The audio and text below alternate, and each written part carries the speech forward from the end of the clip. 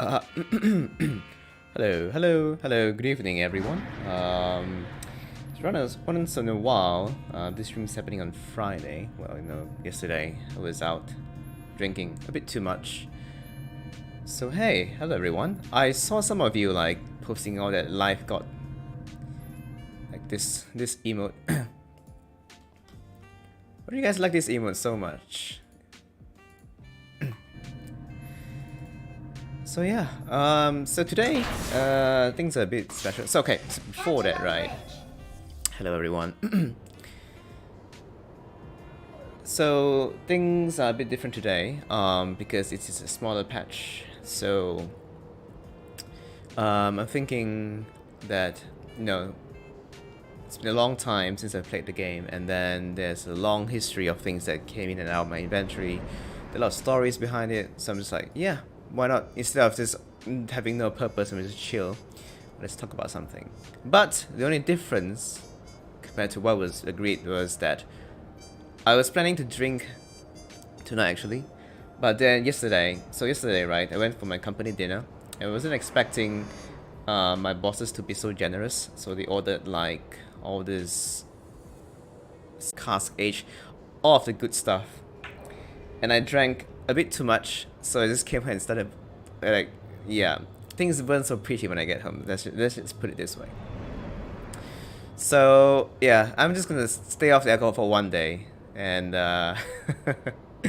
we'll just talk about things tonight in a more sober manner.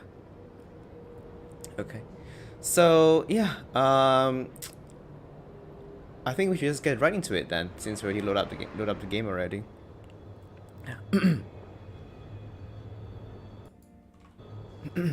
Get what you don't have.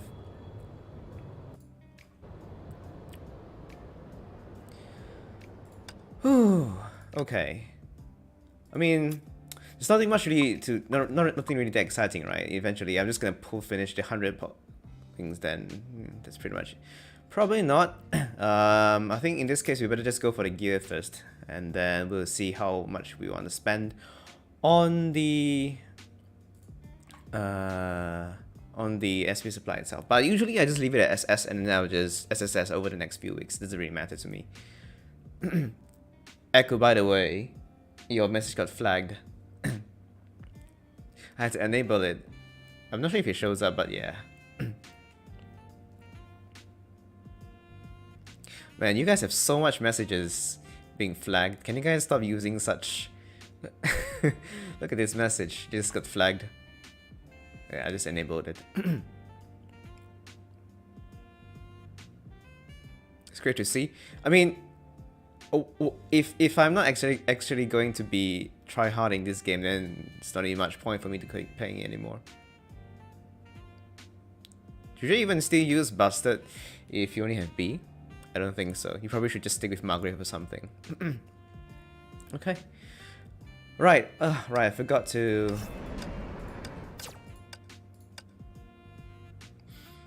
Saving? Nah, I probably... The previous version already drained everything I have. This is all from B chips. B chips.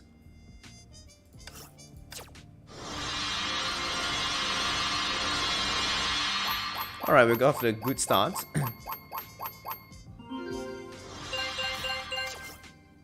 I don't need this. Go away.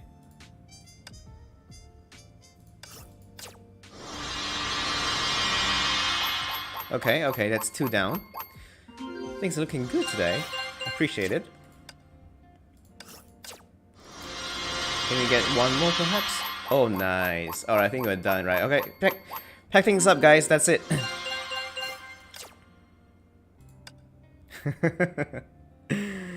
How do you like equipment for this screen? It's automatic when you get a new piece. Alright, last 10. Let it be the last 10. Wait, hang on, where am I at? So this is okay. Let's just do singles then. wait, what was it? This is like 30 pulls, right? So this is what, 31, 32, 33. Well, it's too bad. Well, 33. Let's just do singles then. 34, 35, 36, 37, 38, 39, 40? No, that's not the 40. I think it's a bit more. 41, 42, 43. Oh, okay. I guess it's gonna be 50 then in this case. 44, 45, 46, 47, 48, 49, 50, 51, 52, and we hit 50. There we go, 53. Well, that's it, 53 then. Actually, this is another worse with my CN. I think CN I finished in like 46 pulls or something, so all in all, damn good shit. Okay, that's 53 then. It's pretty damn good though, to be honest, with an extra B as well. But I don't think we even need extra B. I think it's like extra TM at most, but we don't even see... Yeah, 53 is still very, very nice, so nothing to talk about that. Okay, let's see how far we can go. Dude, preamp is always matter, man. You always want to pre... Oh well, we got it, straight out of the bat. Can I get more? Oh, just one card. Okay. Hey, thanks, man. Appreciate it. I can just do this very quickly. Oh man, there's no card this round.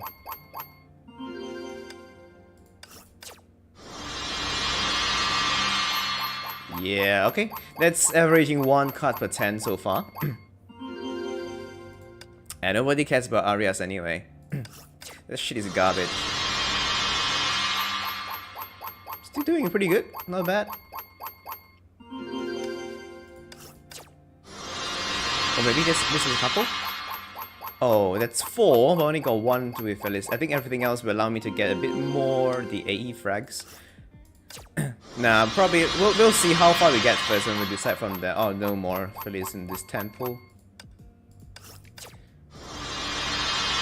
Probably not, unless it's very close. But the main objective I have today is to get the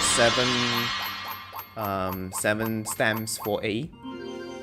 So we will try to get that. If it's really there, then we don't have to do it anymore. I'm just gonna finish the 100 first, and then we will take a sit rep.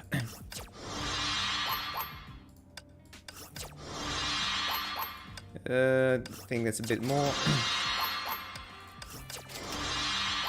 Can I get one more card perhaps?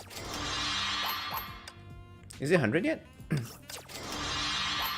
It's gonna be 100 now, right? Oh, one more. Oh, it's not yet. I kind of lost count some halfway through.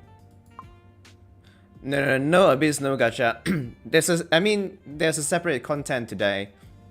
I'm gonna go through story time. Okay, let me just get one more card and then we'll stop there. Next Felis we'll stop. Oh shit. Let's go back. No. Go back. Okay, we just do singles until we get there. Hey, wait, hang on. Sometimes new bundles pop out of nowhere after you pull them. So let me check to make sure there's no more bundles first. Okay, I think you don't have any more. So let me just get the last one. Story time video. Okay, that's the last one. I think that was 105 or something. I don't really remember.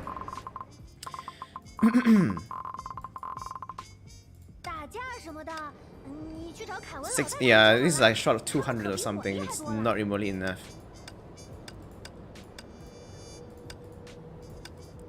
Okay. Let's push up the levels.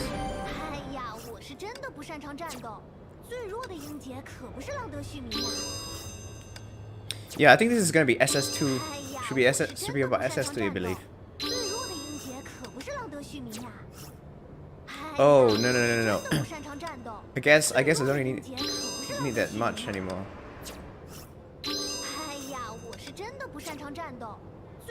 Oh. Yeah, okay, right, guys, let's finish this. Wow, this is really good streak today. Like, literally 105 pulls-ish, and we only less than 30 left to finish up. So yeah, let's just finish this then. We just do singles and be a bit more conservative. Oh, that's the wrong A rank I want. Maybe it's the one? Dude, come on. You gotta be kidding me.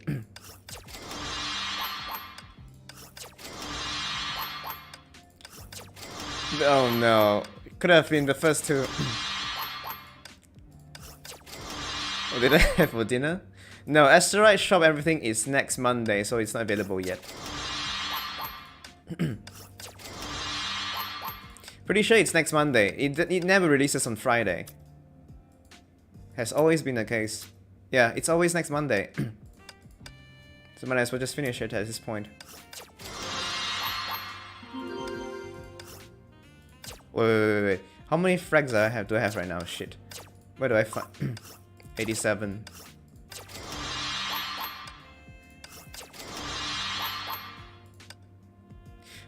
Are you kidding me? I need 5 more. Just 5 more, come on! 5 more! There we go. I mean, I think we are like just a bit more, right? And let's just get the A rank as well. Whatever comes, we just take it.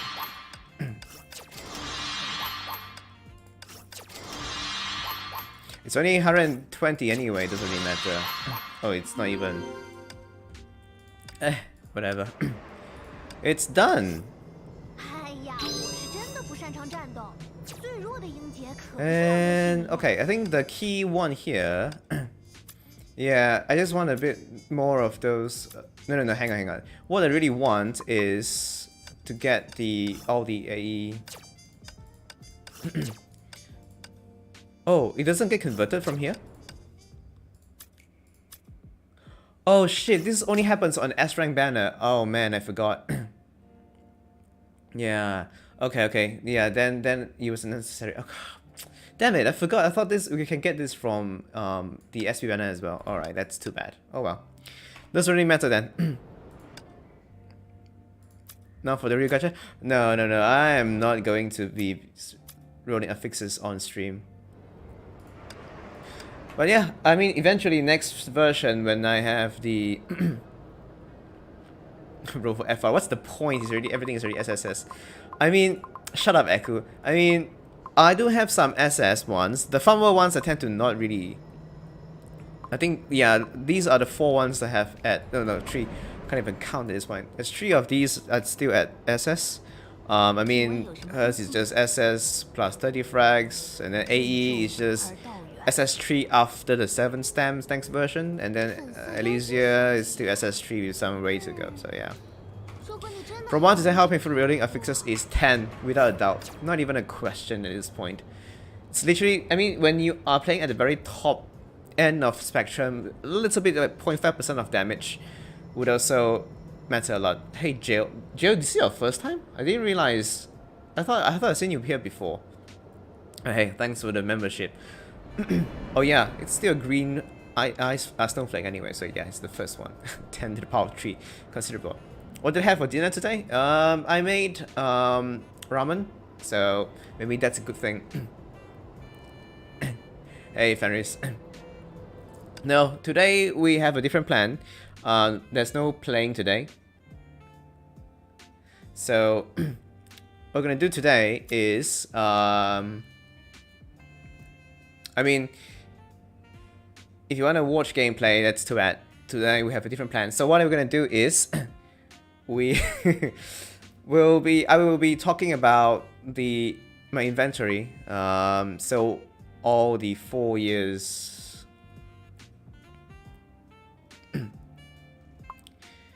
I mean, if you already have weapon and TM, just finish at this point.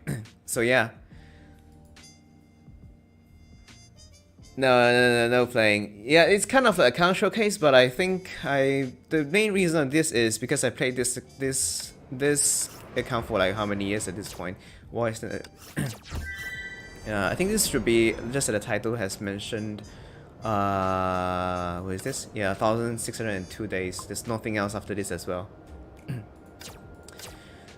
So yeah, so in case you, hey, thanks for the membership, Siesta. Yeah, basically 4 years at this point. If you're playing on C, right, you might have noticed that. What do I do when I close Honkai and move on to the next game? Doesn't matter, right? In the end, I mean, if you can afford to pay this kind of gacha money, it doesn't really matter in the end, right? You can afford, you're not giving up anything, it's just your disposable income, you're doing it for fun, yeah, enjoying it, nothing wrong about it. I'll come to that, what's the oldest one in inventory. So let me show you the history that I've logged on my profile as well. I mean, if you're playing C, you probably have come across this already. This is just where I log all of the, hey, thanks for membership, Gilbert. So I think the earliest I've logged is 2018. So I think this game came out in 2018, right? Should be it. But yeah. So at the very beginning, right? At the very beginning, no refunds, of course. Why would you refund something? I'm paying for the game because I like the game. Refunding just goes back on the principle of liking something and supporting them. So I think the first time I logged this was November. I think I started the game in October 2018. Like 3 weeks after the game was released in C region. So you know, at that point in time, right, the most valuable thing everybody counts about is how many cat pull newtons you have. It's literally everything people talk about. I think at that point in time, most of the things are not that expensive yet, but before, I think the first 2 years, luck was extremely bad for me. Everything was just hitting pity, every set is 100 range, is just absolutely atrocious.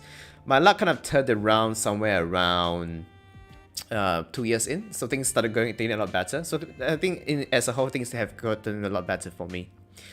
But you can see there is this time here. So if you are not around in the early days, right, getting a Herschel to SSS was literally the most expensive thing ever. Like, because there is no S&T and there's just low frag drop rates, you needed 13 cards to get HOV to SSS. That took 726 pulls. Oh, is it November 26th? Oh, did I skip by a year? So this 1 year later, right? Oh yeah. I think yeah, I remember now. For the first year, I did not actually whale that much. Yeah, for the first year I was quite conservative on how much I whale. But yeah, when HOV first came out, it was absolutely atrocious. You need so much post, and then I believe, right, this cost somewhere close to 3,000, like 2,000 something US dollars to get the whole SS and full gear. It's absolutely crazy back then. But yeah, that's before all the new things come in. But then yeah, you can see there is even a note here, 2019 June. I was the first one to get the, well, I think this was what, 111 or 000? I think it's 111 seconds, right? In MA, in Masters. I think this is when the Masters closed and then we move on to the next tier. So in 2019, should be shortly after this as well. And then you can see HOR was a little bit better, below 600, 700 now. Yeah, Cat Stigmata is scoring a T. Of course, I still have 2 kidneys, man. I mean, if you have to sell your kidney to be getting your gacha in, you should probably reconsider what you're doing with your life. Yeah. So all things considered, right? Yeah, Exodus was already happening at that point. Yeah. All things considered, right? I tend to not whale beyond what is necessary. So if everything can be farmed, I would just farm them. But yeah. If you think about it, right, 4 years for only 2.6 is actually extremely low.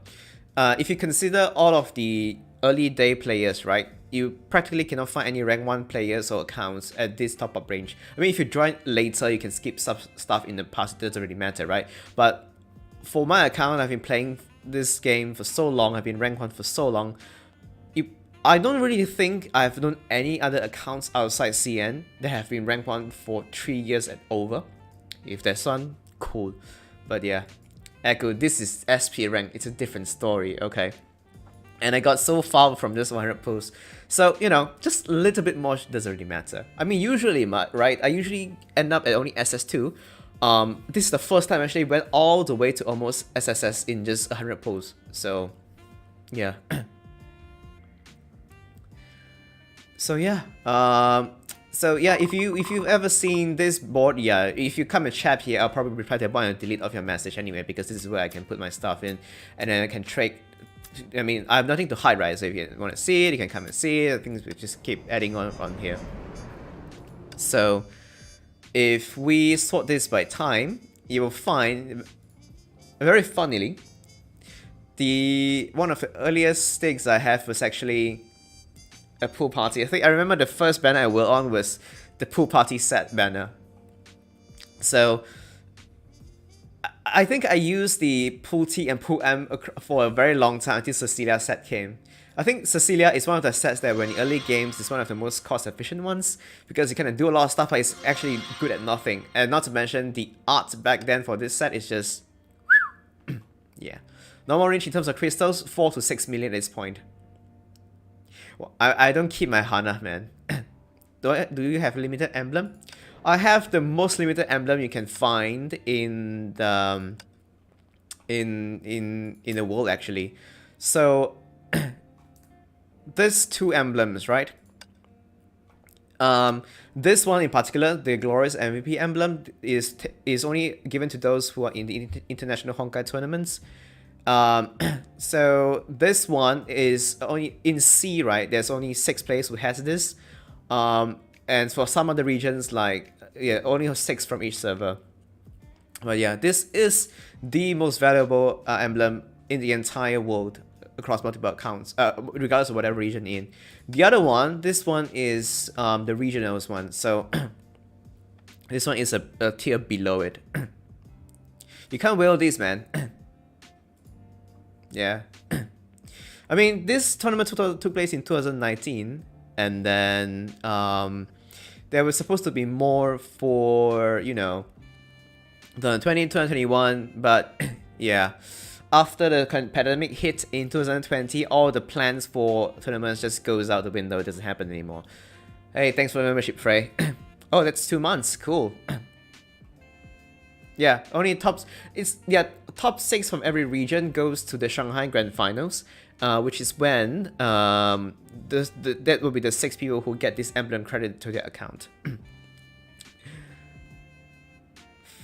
Fucking Leon William. Are you happy now? I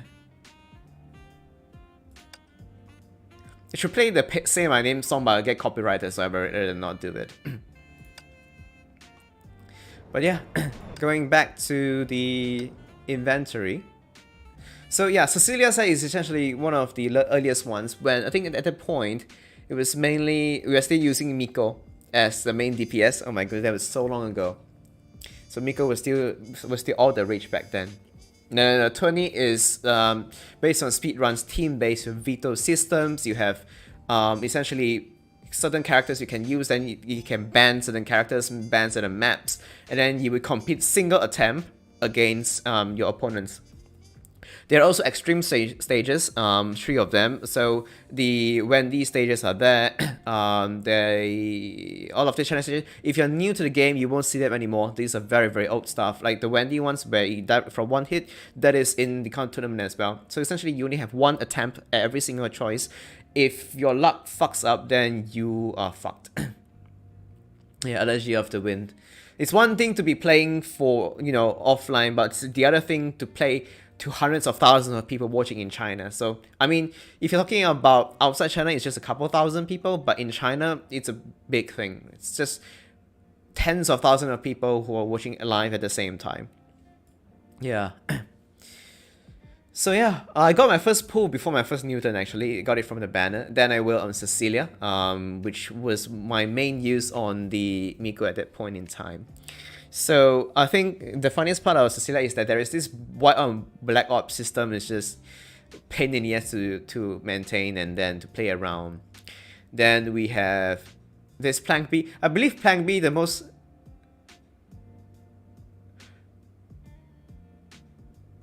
Fuck you, Leon William. I'm coming after you after this. You just wait. You're not going anywhere.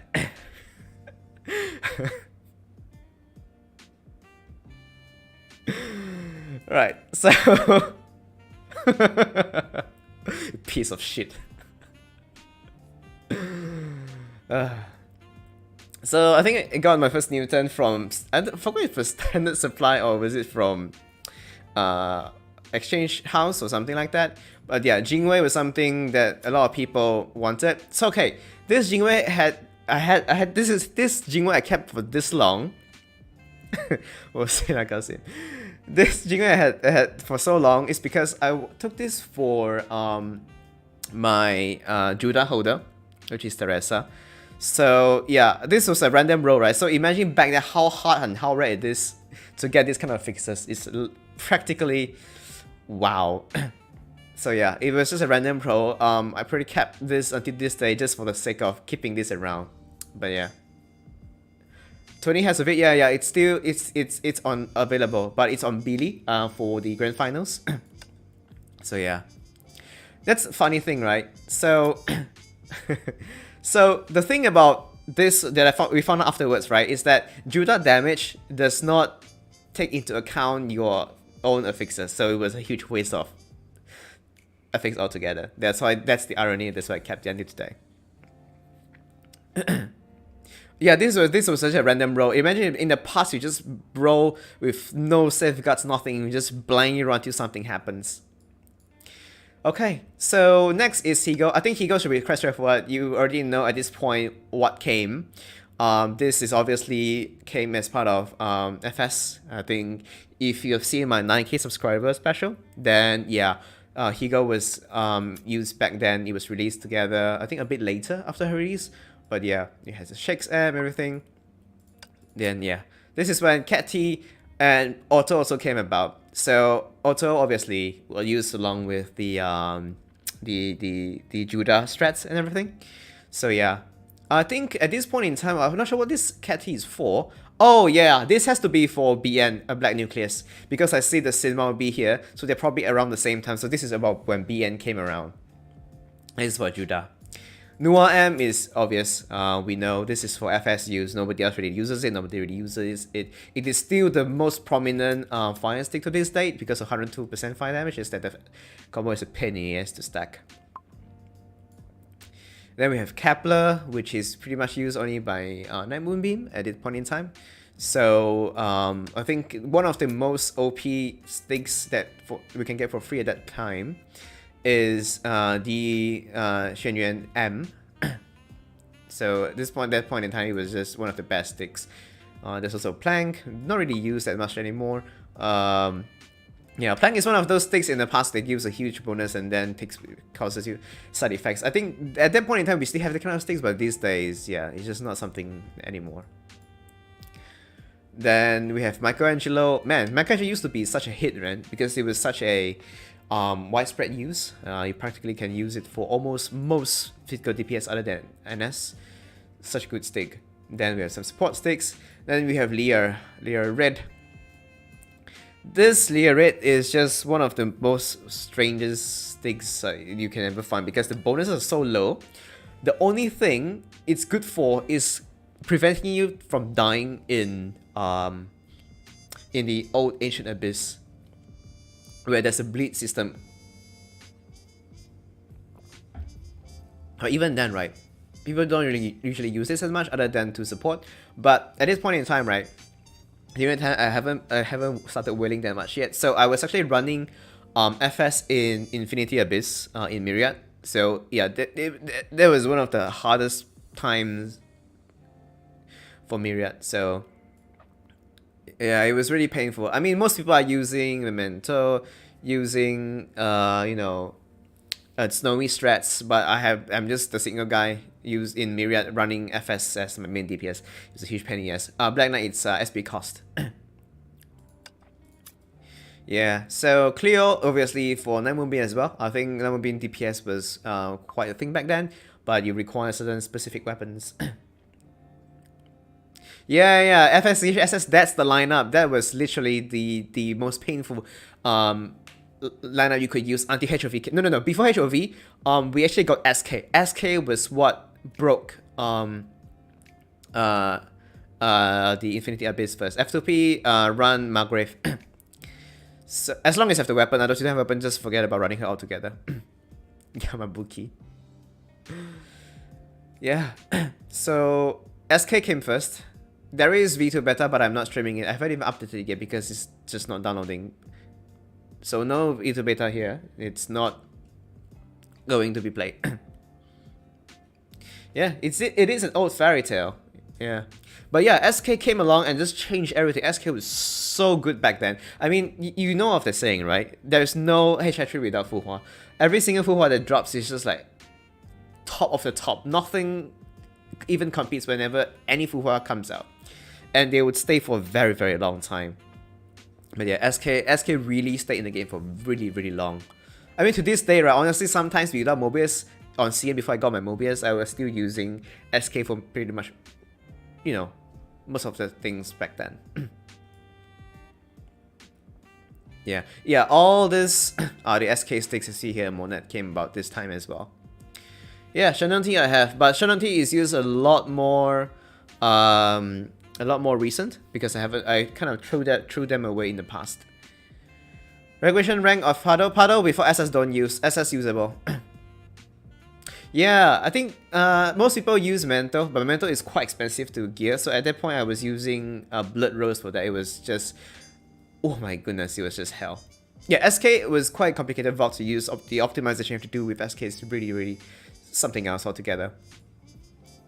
And it also forces to press a lot more buttons than other vaults back then, other than FS. But SK is one of the most intensive vaults to play. Yeah, I mean, after HRS release, right, NS doesn't really, you don't have to use NS anymore. Well, I mean, to a certain degree, if you can use both, it will be good, but they have a problem where NS does not stack its unique passive with HOS, so it's not really good. Yeah. Yeah. I think a lot of people are not aware, when NS came out, right, a lot of people are not aware that there is this bleed takes so I have a program to run here today, so no, I can't just accommodate everybody's requests. Hope you understand it. So Aqua said, yeah, I threw it away. I mean, back then I had no use for it, so I threw it away. Yeah, I think JST came after. JST, man, this is so long already. JST, honestly, JST, hey, it's easy. So JST was one of the hottest things that ever came out. Not just because of its usability or coverage, but also the art, man. I mean, damn, would you look at that? I'm pretty sure this was the most sex stick that ever came out in the past. Nothing even comes close. I still remember, yeah, true facts, man. This was so long ago, and JST is still used until this day. So, so yeah, JST is one of the longest used sticks since the very beginning. What is the most sex stigma? Maybe we'll get there. we need to just go through all of it first, and then maybe we'll see what comes after. Then I can't say it afterwards. Oh yeah, JST buff water as well, since she's in a pool of water. Oh, cool. More cats, as always. I think Gustav came out a bit later, and then we have HOV. So you see the timing, it kind of lines up. So Gustav and HOV. Everything is planned. Don't use Felis if you don't have a weapon. Otherwise, use Margrave that you can farm. GST finally farmable? That's nice. Oh, nice, nice. I wish GST's buff water is for sale. I'll be first in line to buy it.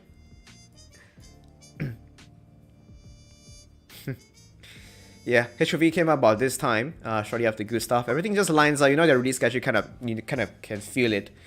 More Newton, more pool, fails. Yeah. So after HOV, you know what comes next. That is VK's patch.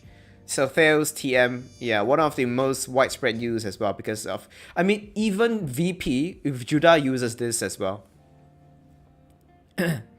why Memento uses so much Catty is because Memento casts 5, I think it was 4 or 5 combo attacks within 1 point something seconds, which fits within the amount of time Catty is active for, because it only active for about 1/6 of the whole 6 second, which is why which is why Catty is used. I mean, that's the only way she can do sufficient damage to be competitive. But yeah. But yeah, after this came Zoro, which is a very strange set.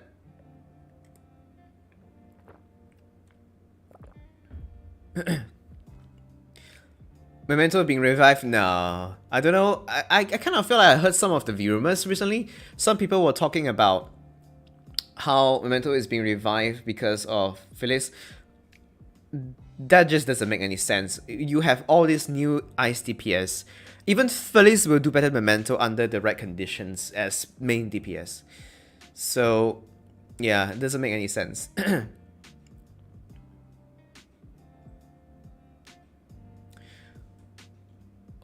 Why have I been playing this game until now? So, it's a very long topic. Let's take a detour and talk about why I'm still here after 1,602 days. The first problem is I cannot find something equivalent to this game. So, I mean, you have offline games, you play for some time, then you move on and the game is done, right? But nothing really has this kind of production value, doesn't have this kind of... I mean, I've seen MiHoYo grow from a small team of people to having their own branch of music, HoYo makes to their own branch of animation, they have their own in-house buying the setting up a new team for Genshin. All of it is part of this journey where players are willing to part with their money to put into the company, and the company invest that money into their own people, into delivering better products over time. The game itself, I would say, obviously it's not perfect, right? In the end, the game has its good parts and the bad parts. Ultimately, if you only care about if you keep thinking about the bad parts, then you're not going to enjoy anything whatsoever, right? So I like the game for how it plays. It gives you, because I have my work, and I'm not somebody who can spend a lot of time every single day playing MMOs or MMORPGs or things like that. So this fits into the amount of time you can spend to try hard, but then you can still get certain amount of satisfaction out of it. And then, not to mention, right, the production quality of this game keeps going every single year. On the market, you can kind of see very few companies actually put in this kind of dedication. They start with one certain level, and then for years they don't innovate, they don't really improve anything, they just regurgitate anything, or they just everything's again and again, or they just outsource things, and then, you know, in the end, the identity, the soul of the game or the company is just not there. Right. One more thing is that this game, MiHoYo on its own, doesn't really have any kind of third-party publishers. They don't outsource anything. They are private-owned companies. So I have no qualms providing the support in terms of monetary as well as playtime for this game as well. But if in the future a better game comes out, I would play it and might drop this game. But to this date, so many things that claims to be HI3 killer, Genshin killer, all of them failed. Simple as that.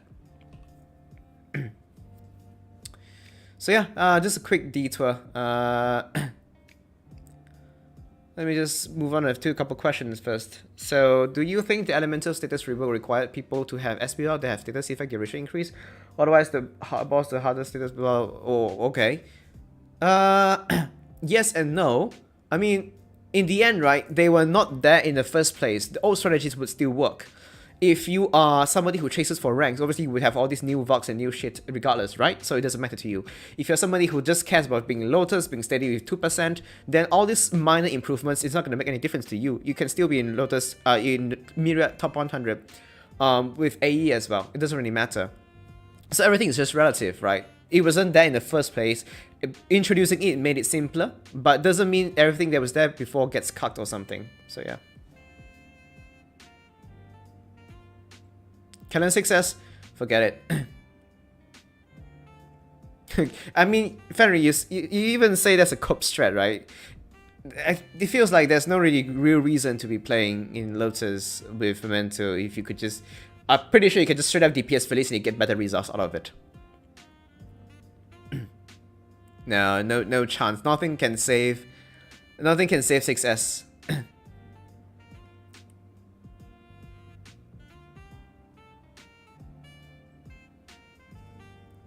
Who do you think is gonna be this year's Herschel? I don't know. I honestly don't know. It can go anywhere. Some people are talking about it being Elysia. Sorry, at this point, it's very hard to keep it under wraps already. I think the whole world already knows about this. What have you ever thought? Why have I ever thought about why I spent so much money? Oh, sorry, hang on. Have you ever thought why I spent too much on this game? No. I only spend within what I can afford. So I only spent on this game as well. So Genshin, I spent a couple $100 here and there. These days, not much. But only this game is where I mainly spend my money. So yeah. PGR is alright. I think it's okay. But PGR has a lot of things I really don't like. Let's not turn this into conversation about PGR or something like that. I just don't see it being my main game. The other biggest reason it cannot be my main game is simply because there is no PC client. You cannot imagine how much I don't like playing on my iPad Pro on PG every time I need to log in. The PC advantage is just too great and just so much more comfortable.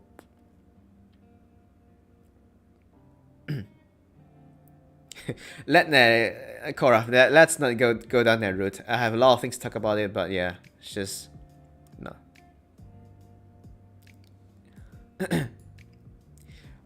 You want my coins? Keep playing the game more, and you will get here. Even my CN account, which is like 800 something days, has this kind of coins as well. HR Bob's helper definitely helps her quite a bit. Yeah, I mean when Ice Portal comes back, then you will see her being used right away. Yeah. So yeah, let's drop the topic with PGR. I don't want to turn this into a stream. I have a lot of things to complain about it, but I'm still playing PGR because there are some things I like about it. It's done very well. So there are still reasons I'm playing it, but I am only playing with a monthly. That's pretty much it. I don't really spend that much on that game. I mean, just think about just the very basic thing, right? In this game, in this mobile game, right, even your story has recorded voice. Yes, 3D models, everything that moves, animations, in just the story dialogue. Everything else is just VN with text and just floating images.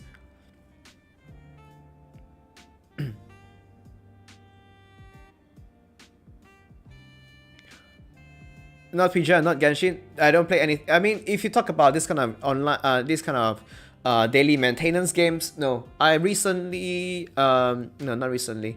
Yeah, only PGR and Genshin are the only other games I play from this. Why you choose to play C and not CN server? Simple, because I cannot top up in CN. To top up in CN is a huge pain in the ass because you need to use specific payment options. You can't just swipe your Visa and MasterCard and you expect things to work. It doesn't work like that. Nowadays, you even need to register your own identity to be able to play the game. It's just a huge mess to play in CN, so it's not worth it. C is just, I mean, I am C, right? So it doesn't make sense. Oh yeah, and ping as well, as rightfully mentioned. My connection to HI3 server is 4 millisecond. Yeah, you need something like Alipay, but Alipay only accepts the bank cards issued in China. So that's one other thing as well. Yeah, actually that was a problem as well. I wanted to buy the monthly and BP on CN, and then there's no way I could do it. I had to get friends from China to help me do it, and to transfer money. Jeez, it was a huge pain in the ass. I even feel bad trying to get people to do it so often. Like once every 6 weeks. But yeah. Alright, let's dial back a little bit here. And continue where we left off. I don't even know. Yeah, I think it was like Zoro. Zoro in the end became very into some kind of like magic sticks that are used for very, very specific strats. Like NS punching strats. I'm not sure if you've seen this before. Where you 4-punch our Dark Zishan Yuan to death. And then some strats where HF uses to proc ultimate. It's a lot of magical strats that came from this. The T part as well. No. Zoro did not become obsolete. Zoro became a niche, specific strat use case, like Zhangheng, this kind of stuff. So there are cases where you must have Zoro, and then if you have Zoro, you get a very, very good score. Like Zoro T, right? Yeah, Zoro T is one of the most fundamental strats in early on with DP, where one evade instantly gets you to 75 to out right away. Without this, you would lose immediately 2 seconds. So yeah. Zoro T, yeah, it's either used, normally it's Zoro T by itself for DP, otherwise Zoro TM or Zoro MB. Then we slot something else with the other parts. Oh hey, now we are up to Nohime. Yeah, this set is just so bad. I mean, I'm not sure you've ever noticed, right? This set, if you're attacking non-frozen enemies, right? This entire tree set only gives 80% ice damage and a little bit more tick damage. That's it. You need to freeze the enemy, and only during while it's frozen, you get the bonus from T to do 40% TDM. This stick is such a joke. My god, I don't even understand why I went to complete this set. It was just a bad decision altogether. Shit stick all around. But yeah, I mean, just as shit as the Vogue itself, but I guess that's a separate story. Yeah, this is when Zoroti came in. Became quite important. I think nothing much interesting happens during this point. Then we have, yeah, this, I think this is quite a lull period. Wilty was only used. I'm calm though. This is how I speak. I mean, I guess a lot of people don't really know how I speak in general, but I speak in a very strong, very straight manner. So some people, I don't understand. Whenever I speak like this, people say I sound angry or mad, or maybe you are just too soft to actually understand how angry people really look like. I really sound like. So yeah, honestly, to get me annoyed, to get me angry, it's very, very tall, very, very tough ordeal to even get there. I think it only happened like once last year and haven't even happened this year altogether. Yeah, I mean, if you see more of my streams, then you just get used to it regardless anyway. So, this is if you can't take it, then that's too bad. Savage no Hime for exchange for M. Yeah, good choice. This thing is just completely hopeless. Yeah, Wilty eventually became used by only two Vox. One is with the, I think it was UR, Umbro Rose, because of the attack speed. Along with Zoro. Yeah, this one plus Zoro was first used with Umbro Rose. It was then later, this was Wilty eventually moved to SN instead, for some newer strats. So yeah, I don't know if this is about the time Candy got a rework. I remember getting a lot more Candy when the rework came about. So Candy is, I think Candy used to be a lot stronger because there is no limit to how much you can stack. So I think it was somewhere around when, oh yeah, it should be around, oh yeah, it should be later. So Candy used to have this unlimited drop chance, so it can keep dropping and can keep stacking. This became a problem when, what's the Starlit was introduced, because Starlit could you know, proc so many times. Yeah, it can keep stacking beyond, so it's 16 plus 16 plus 16 plus 16. Yeah, there is no pickup radius, and to get it to proc, it was on percentage base, I believe. It was like 15% chance to drop. So the problem with that back then is that because they introduced SA, right, then they could keep drop and you can have stack to the ridiculous number. Yeah, that's why they patched it. They make it a lot more consistent. And then, yeah, they make it more consistent, and then now we can pretty much maintain 24% for a good amount of time. Previously, it's entirely RNG, and you can stack in for as long as the duration lasts. Yeah. Good old Candy Ball. Yeah, indeed.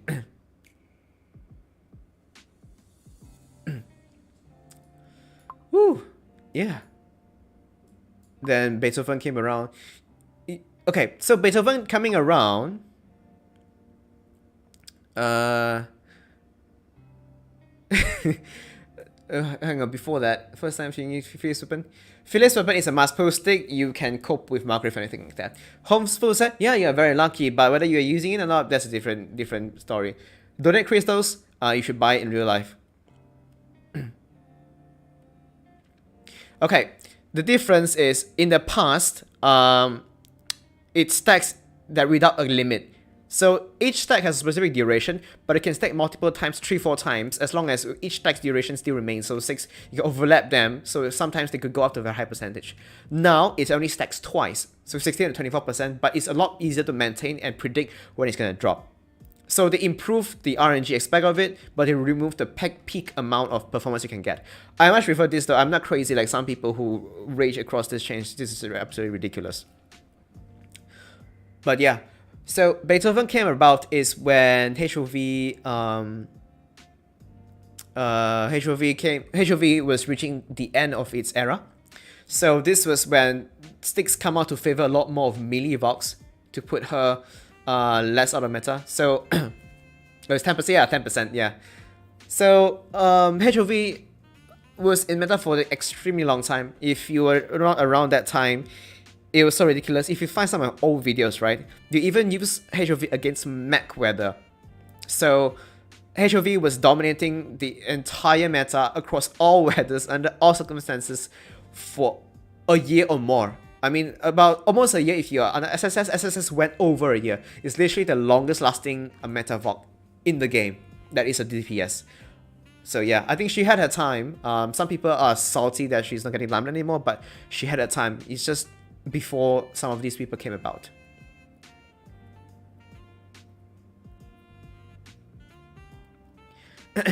Compared with a straight 30% cut to a damage, it's just a completely different story. Just remember the tech advantage is literally a flat cut of your damage. There is no multiplier that can offset it. But there is a multiplier against mech, but it's not. It just shows how bad things are at that time. So yeah, she was just too good for too long. The way MiHoYo nerfed her is not so much to power creep her directly, is to change the paradigm of the meta to, you know, favor melee more than ranged. So they changed the meta around her to favor her less and less, so she fell off the meta afterwards. Opponent was still moving. How am I supposed to tell you where opponent isn't even out of beta yet? Come back next few weeks.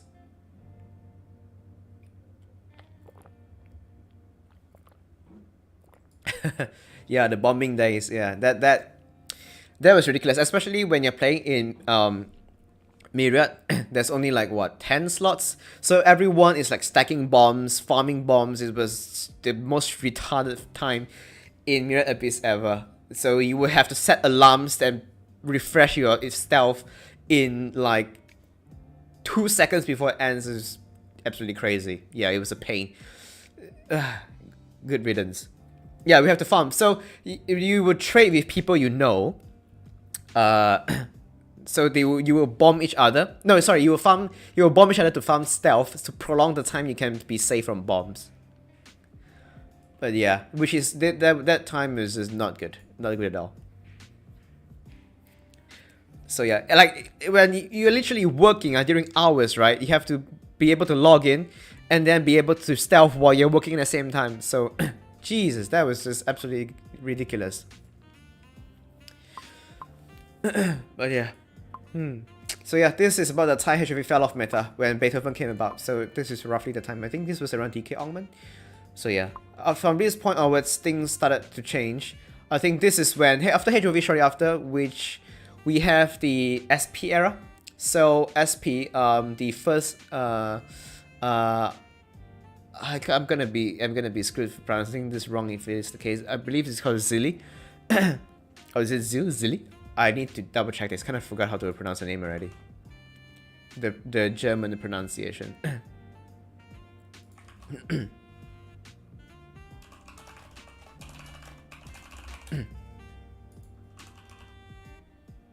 Zille, okay. Screw this name, man. It's always so hard to pronounce it correctly, so I'm always trying to avoid pronouncing her name. Yeah, so SP during that time, when she came around, she was one of the most ridiculous Vox ever released. I mean, she is so versatile, right? And because at that point in time, Direct was really, really strong.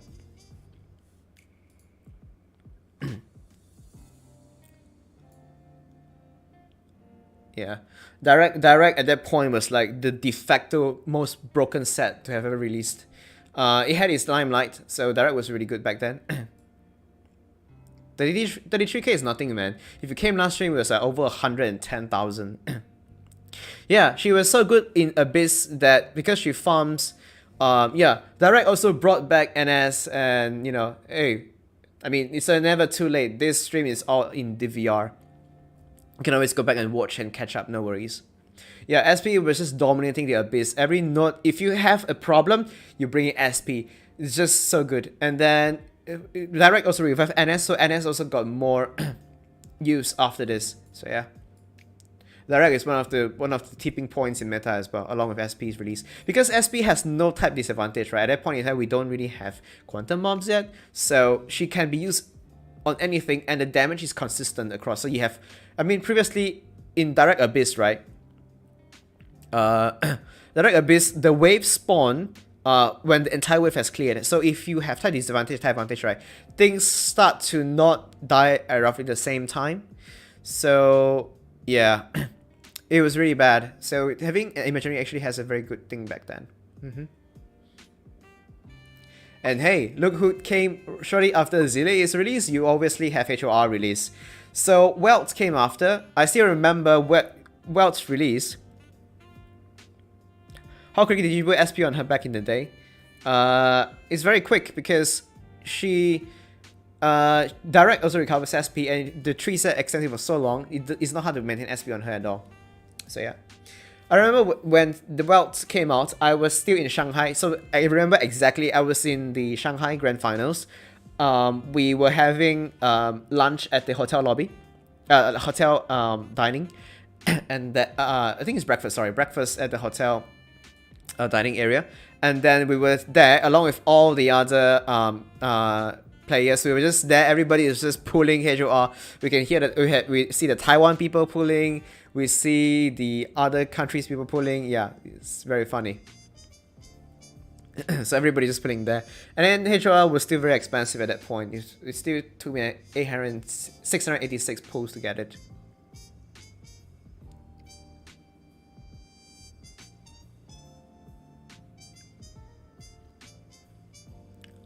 Is corruption possible with any I don't even know what is corruption here.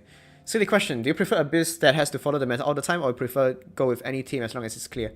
Like, this statement is a very oxymoron statement, right? Because when you consider where I'm ranked at, there is always only to be one team that does the best. That is why it's called the meta. You have this team, it does the best on this, and then you will get the best score from this team. So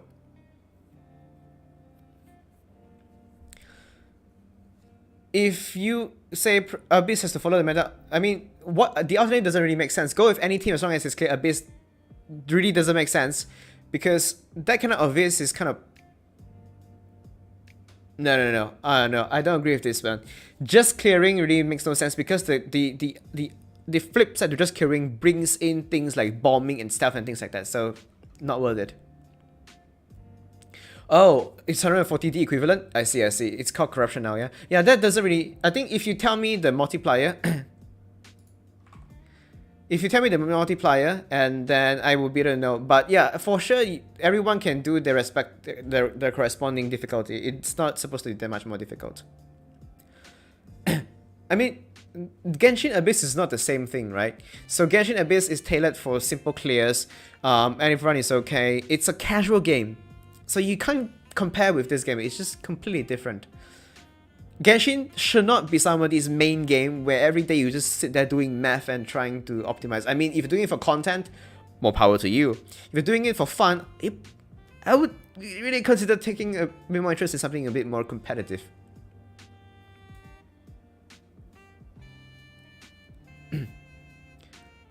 So yeah. Yeah, I wish the tourney would come back as well. I mean, the tourney is not exactly so much about the tourney itself.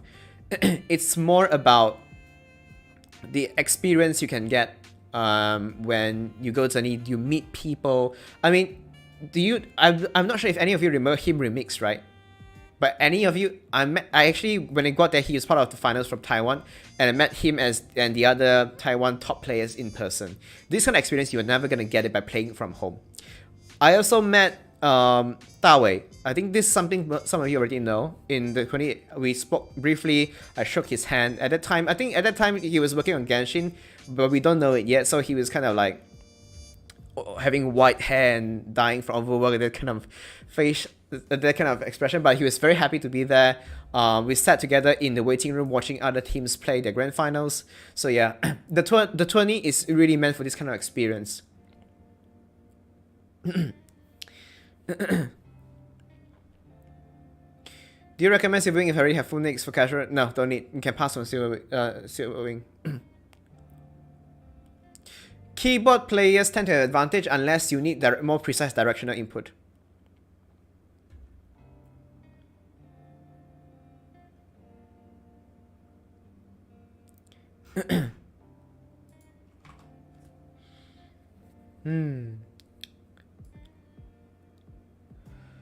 Okay, where are we? I think we just took a huge tangent. So HOR, and then we have Kafka. Yeah, Kafka came around as the all-purpose charge attack stick. I think this is when TP got her AUG as well. Hey, okay, we do get this stick as well. This looks so weird. So yeah, Kafka came around. Well, Kafka was such a good stick. I remember going all out for Kafka affixes due to TP. So yeah. Like, these are my Kafka affixes that I got back then. Like, this is for TP. Oh my, this sort of all the good shit.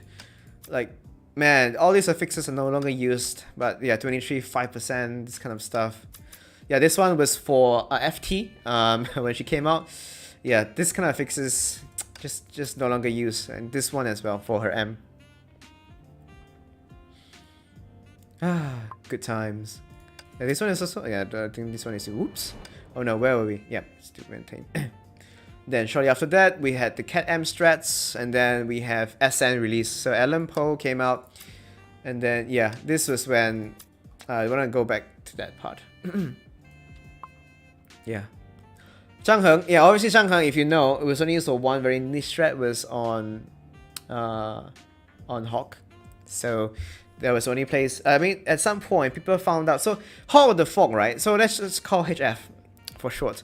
So HF, when released, nobody actually knew that it's not sorted by release order. This is by time, so acquisition time. Because I tend to get everything on release, so when I sort by time, you kind of get a feel of what came after each other. So yeah. So HF, right? When HF was released, nobody really expected her to be that broken. I think most people even thought that she was just going to be played as AAAA BB. Yeah. First 0-second key boss is always going to be Dark GXY. It's always this boss because of its low HP, it's weak to bleed and ignite, so everything just wipes it off the map immediately. It's always this boss that gets the 0 seconds first, or even the 1 second first.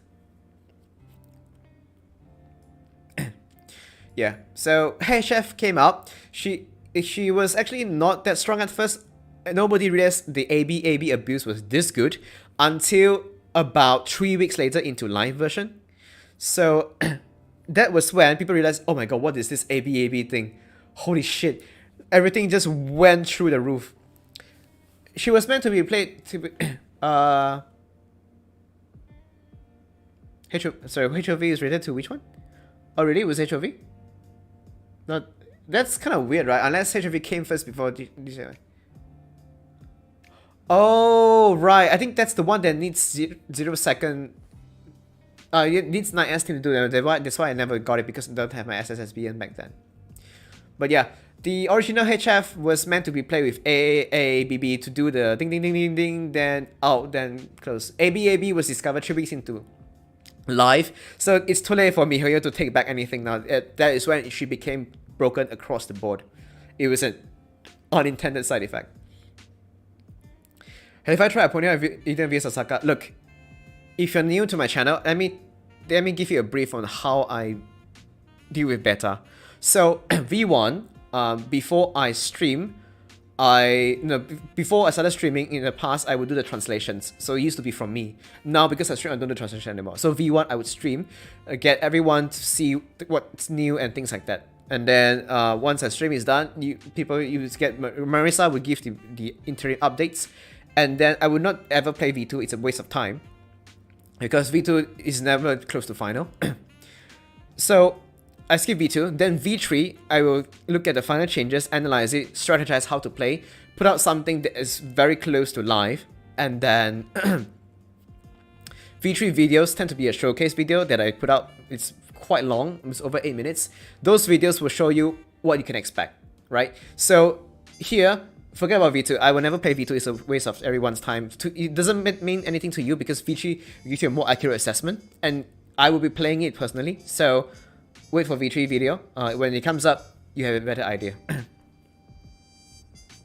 So yeah, the adjustments are not done yet. I mean, they made a lot of adjustments in V2. There'll be more adjustments in V3, so there's no point trying to do anything with V2 at the moment.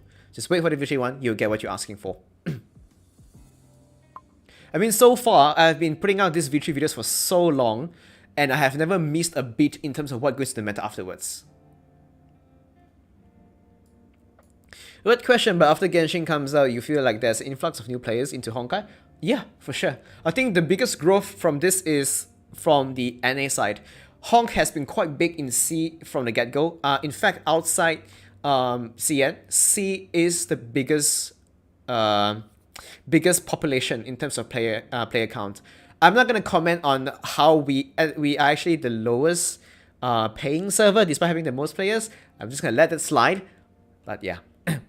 But now the biggest growth is actually on the western side, especially with how Genshin just went through the roof on everyone's radar. Because Genshin is just way too big at this moment, and some of those people will also try Honk, and then they will also become part of it.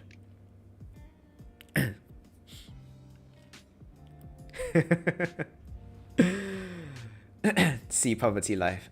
Yeah. NA EU has a lot of new whales, so you can kind of see they appear here and there all the time. I mean, if you think about it, right, honestly, just an opinion, yeah. So let's say you go to Genshin, you pay thousands of dollars for a C6 R5, and then what do you do with it? Right? What do you do with it? If you get your C6 R5, you clear abyss a bit faster, you feel a bit better when you're running around the open world. That's the main thing.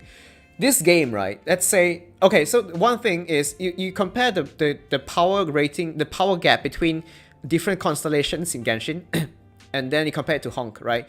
You can see in our top rankings in Nirvana, SSS, the gap is not really that big. Like, some strats, you even get a few points difference depending on how you rotate. So the power level between each rank typically is not very big. So things are a lot more balanced out. But at the same time, you also get an advantage for having more ranks. But sometimes somebody with better than you will just put you to shame because somebody plays better. So the skill factors actually matters here. You're able to quantify the skill, put it into place. You're able to quantify, you can see the labor of your practice, your time investment coming to fruition. You can see your money being spent, being able to push the boundaries of what you can do. It's a lot of stuff. So yeah. But yeah. Yeah, JP server doesn't have the... So, the JP server doesn't have the PT in terms of 10 pool. So, they have the big PT, like the big ones, 30, 50 ones, or the 100 pool on Valks. They have that one, just not the per 10. Yeah. I mean, honestly, for JP, right, if you're a big whale, in the grand scheme of things, it really doesn't make any difference. It only hurts the smaller ones because the sample size you're going to put is a lot smaller. You don't average out. So some Valks you can get it very quickly. Some Valks you're going to just die because there's no PT. So yeah. Disturbance on C server like behind other servers. I mean, EU is behind us, right? So, but all in all, D is not something that scales based on performance. So you can forget about it. It is something, think of it like bank interest rates that is set for a certain purpose. So I want to go into specifics. Sorry, this is just my finance job leaking into game, but it is something that is set to promote something or to make something easier. It's tuned that way.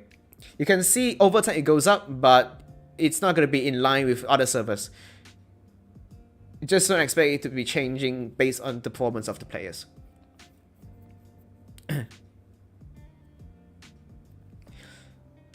Look. Somebody telling you Genshin meta, Genshin combat better than HI3 obviously doesn't know how to play this game. I mean, honestly, most people don't even know how to play this game, right? You could get past this game by just pressing attack button and then everything eventually will die. And then yeah, simple, right? If you're a frog who lives under the well, The world is everything you're gonna see. So these people, just let them say what they want. In the end, they're the ones missing out, not you. So don't give a shit about them.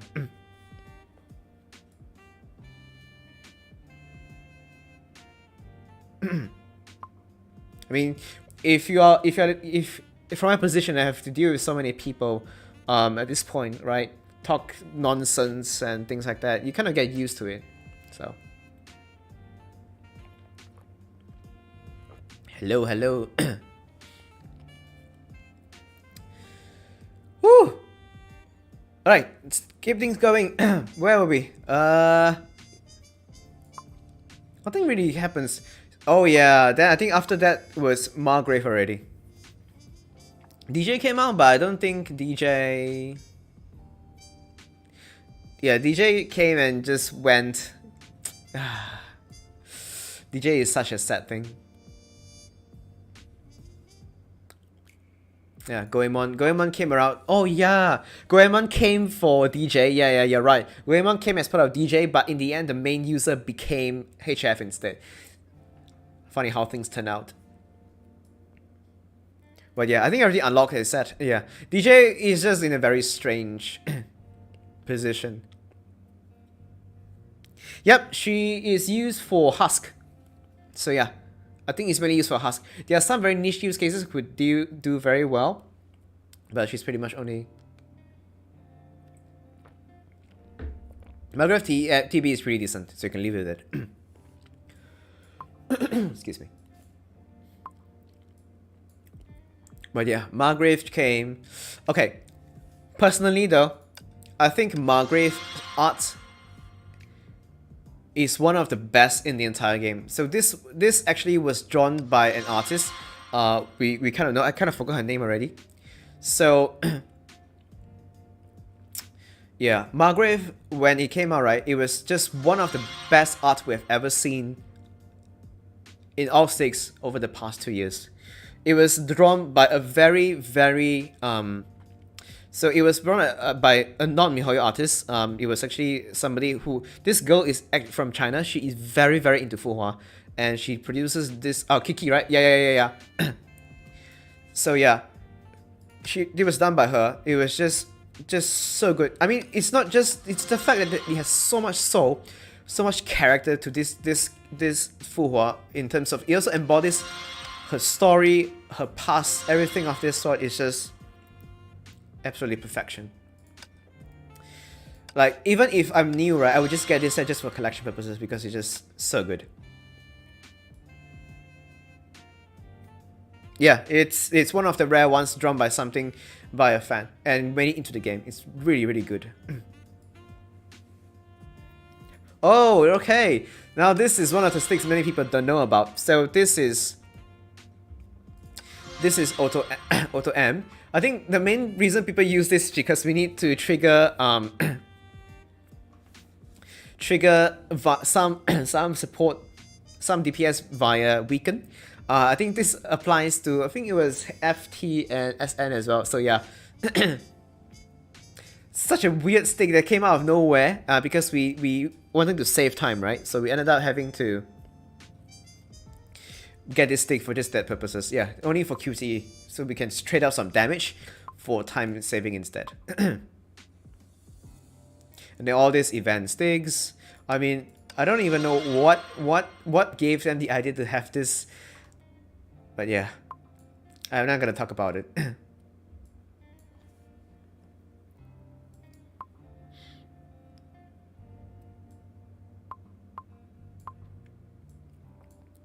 I think this was Liwen Hawk. Liwen Hawk came with VG, so it's kind of funny.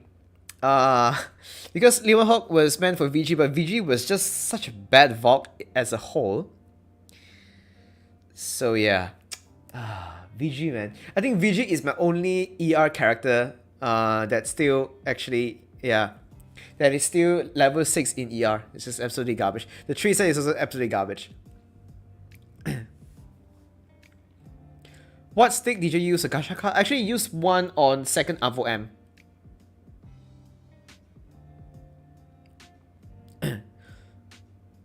Shattered B. Get Shattered B. Edge weapon, I think you can cope for a bit longer. I mean, if you find her fun, more power to you. But in terms of practicality, she is very, very clunky. She has no mobbing abilities. She pushes things away. She has a lot of mechanics gated behind specific moves. It takes a lot of time. Yeah, Little Hawk M is just one of the very niche things because of how Tails M was just so fucking good. Because Tails M is unique multiplier, so you pretty much slap out anyone, it will work perfectly well. Thoughts on Aponia? Come back next week. Why no Hitman is weak now? It was weak since release. Should I get Turk B or HI3 weapon from Turk B? Yeah, Tails M was built different. I don't think they expected it to be this strong. So yeah. And you have to be a Stigma for PE. Simple. AETB and get whatever good ones you can put on M. Your thirst for Aponia. I mean, if you're pulling for thirst purposes, then anything is pullable, right? As long as you like it. Am I going to stream beta target? No, no more beta. Again, V3 is going to be a showcase video. I'm not going to stream. Streaming is not going to allow for, yeah, you know, the best strats I can find during that time. Yeah, Tails M is just built different. That's a new app. Just play it. Nothing really changed. I like how after this, there's just a whole series of event sticks all over.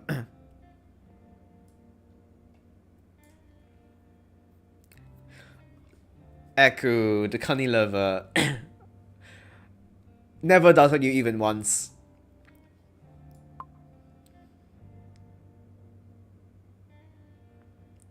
Yeah, I mean, the only thing I'm saying right now is that V2, any opinion you form at this point is useless. If I tell you something now, it's gonna be different from V3, and what doesn't make any sense. I don't think Echo plays B either. At least I don't recall he actually starting. When was PPM Newton B released? From day one of the game.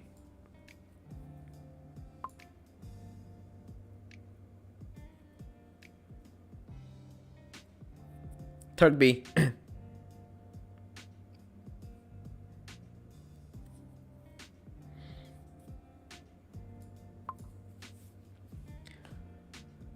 Bronya, which thing? You mean this one, right? I believe they came back before, so yeah. What are your exchange for Pragmata priority apart from Newton B?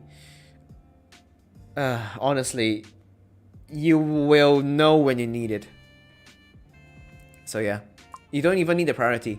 When you run into some strats requiring some sticks, you will realize at that point, alright, this will be used. I need to get this stick. Priority doesn't make any sense because let's say I tell you 2 Newton, but what if you need a pull? So, because without Turk B, your entire HP is useless. The whole Turk set hinges on having B. I'm hoping you're saying this because you have TM already, yeah? If you have no Turk pieces and you're only going for Turk B, then that's a very bad choice, so.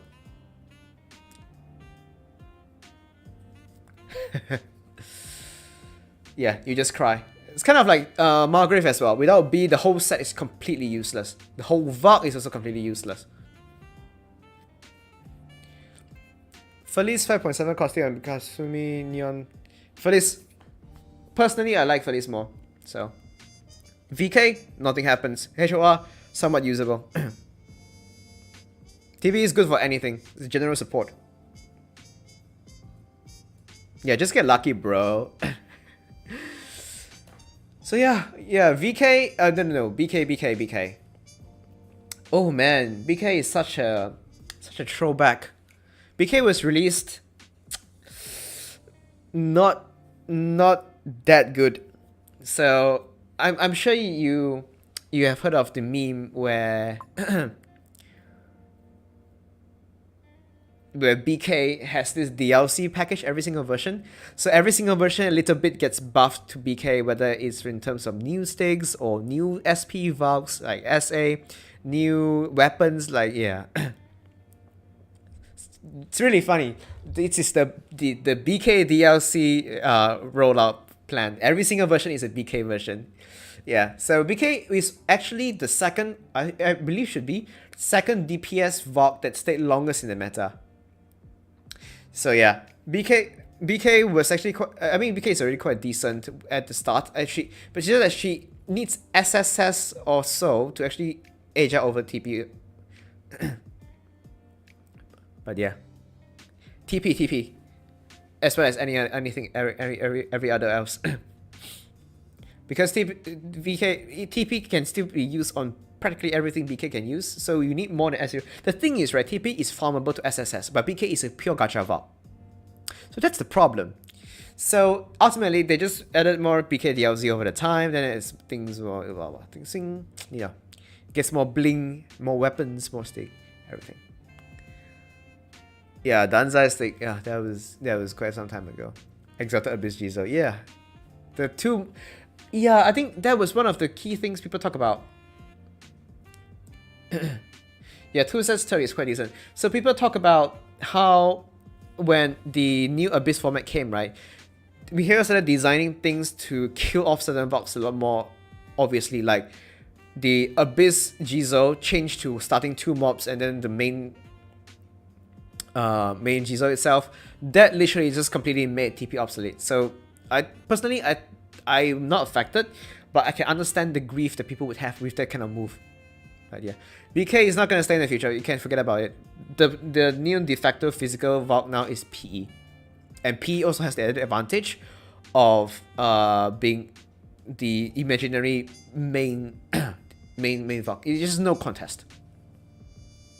But yeah, BK is just not going to be their use anymore. I mean, it's just one thing is about being inefficient as well, because okay, rather let me put it this way. Going forward, I predict that the burst mode, I think this is not even a prediction anymore. So burst mode Valks, right, is gradually being phased out. At this point, I don't really remember what's the last burst mode Valk we got. But the problem with burst mode Valk is, one is that damage is entirely shifted to during their burst mode. Then during burst mode, they do not have the SP to start burst mode immediately. So because you don't generate SP from your attacks while you're in burst mode, right? So you also run into an SP issue. So burst mode is a relic of the past. Yeah, Nyx. So Mobius has no burst mode. Mobius can even recover SP while she is attacking. Mobius has no burst mode, guys. It's time for you to read the description. Mobius attacks are basic, actually, during out.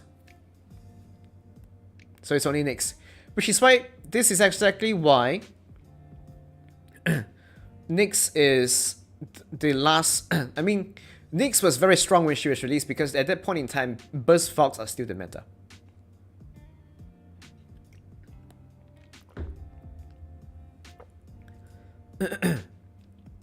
I thought Nyx came after HOS, not HOS after Nyx. I kind of forgot the order already. It's been quite a while. But yeah. So now, the only salvation to Nyx is to use is to have RC, to have Felis to help her recover SP. Yeah.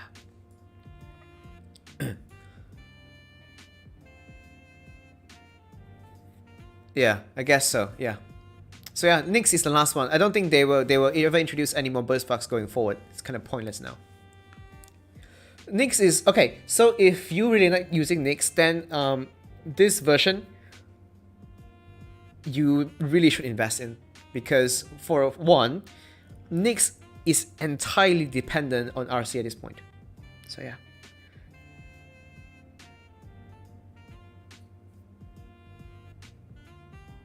Silverwing better than Nyx? In terms of overall coverage, yes.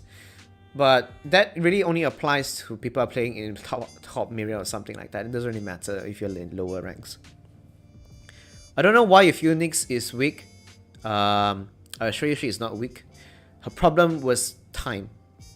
She spends a lot of time getting back to the next rotation. and she doesn't work without HP out, because she needs the out to be able to recover her scars a lot faster.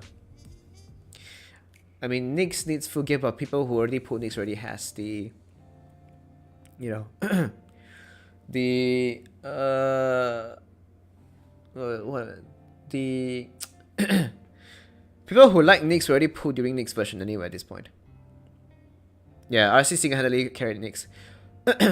I would hope next version is going to be Quantum instead. Whatever element it is, but I hope it's Quantum. Okay. Nyx, in terms of damage, she is definitely up there, so don't worry about her damage. Right now, you need RC to get her to be able to recover next rotation a lot faster. Oh hey, speaking of, look at this, Dante and Suizing in the same page. I guess we all know what happened here. Yeah, so Suizing came about. Yeah, Suizing is one of the most all-purpose sticks you can ever find. It can support, it can DPS, lots of stuff it can do. BKSS or SPSS, go for SPA.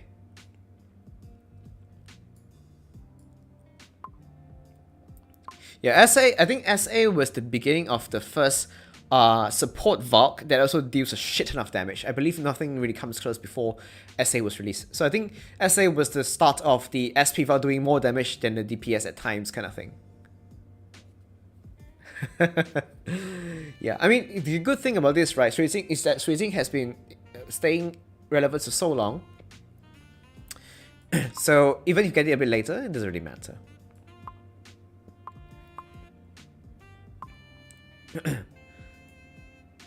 Yeah. So after that, surely, we have the HOT era. Oh my god, we are in HOT now.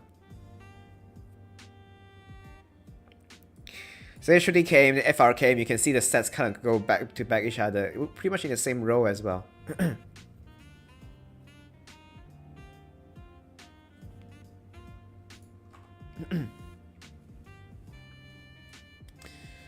Yeah. So FR came. So it's kind of funny, right? FR is also the only Valk that ended up having, you know, a pre that gives a time stop in her out. It's quite amazing afterwards. But when she was released, she's still really good. I think one of her, she's the Valk that was released with the off-field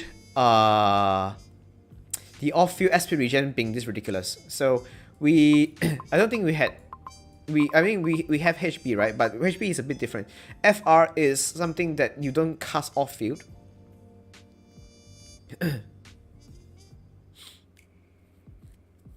But yeah.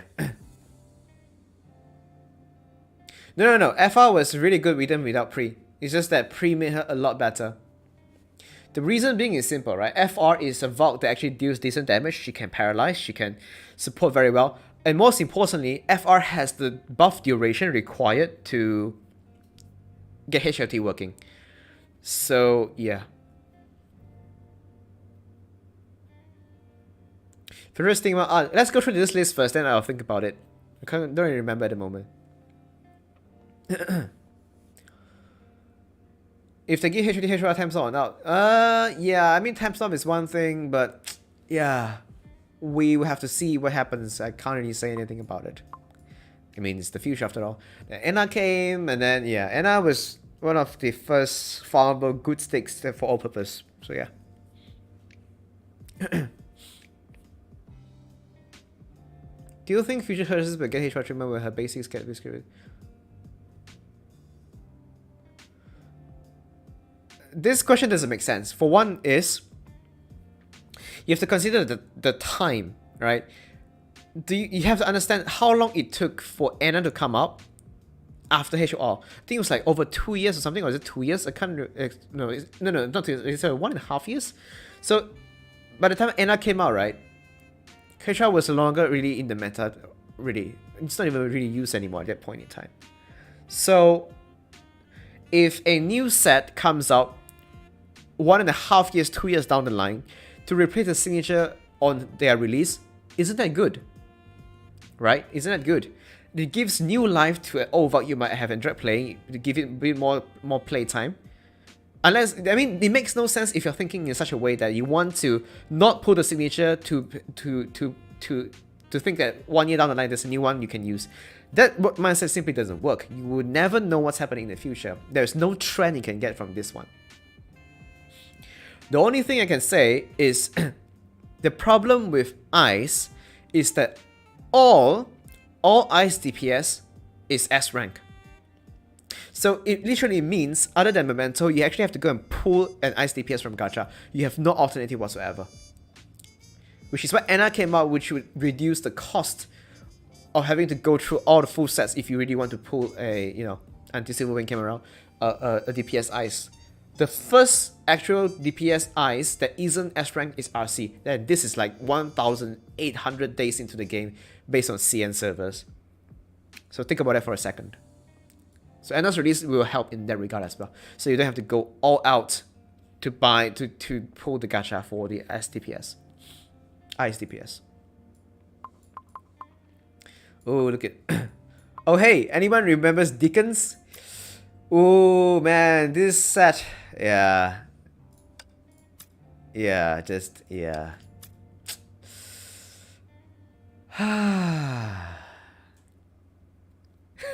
Yeah, bait stick.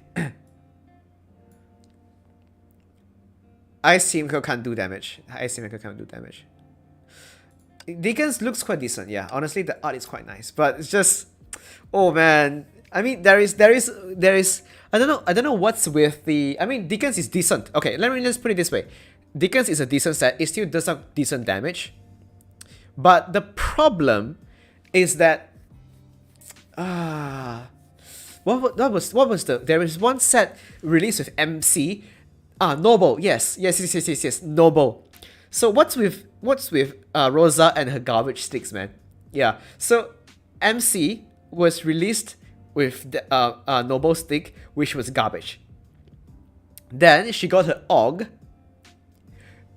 and it turned out not good enough again. It's just really, really sad. I mean, you could skip both and it's perfect. So yeah. I mean, eventually the other sets are still a lot better. Yeah, Noble is no. Okay, Deacons is not on the same level as Noble because Noble is completely zero use, like absolutely dog shit. So yeah. Oh man, I even had a Duke Deacons for some reason, for God's sake.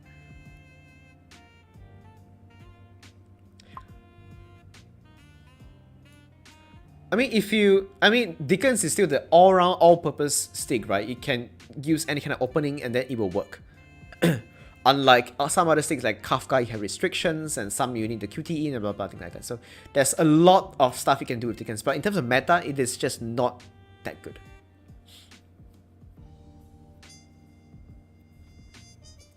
I think shortly after that, we have DA. I don't know what to say about DA. Some people, it's very controversial. I think as always, there's always those people out there who have problems with, yeah, Korath is one as well.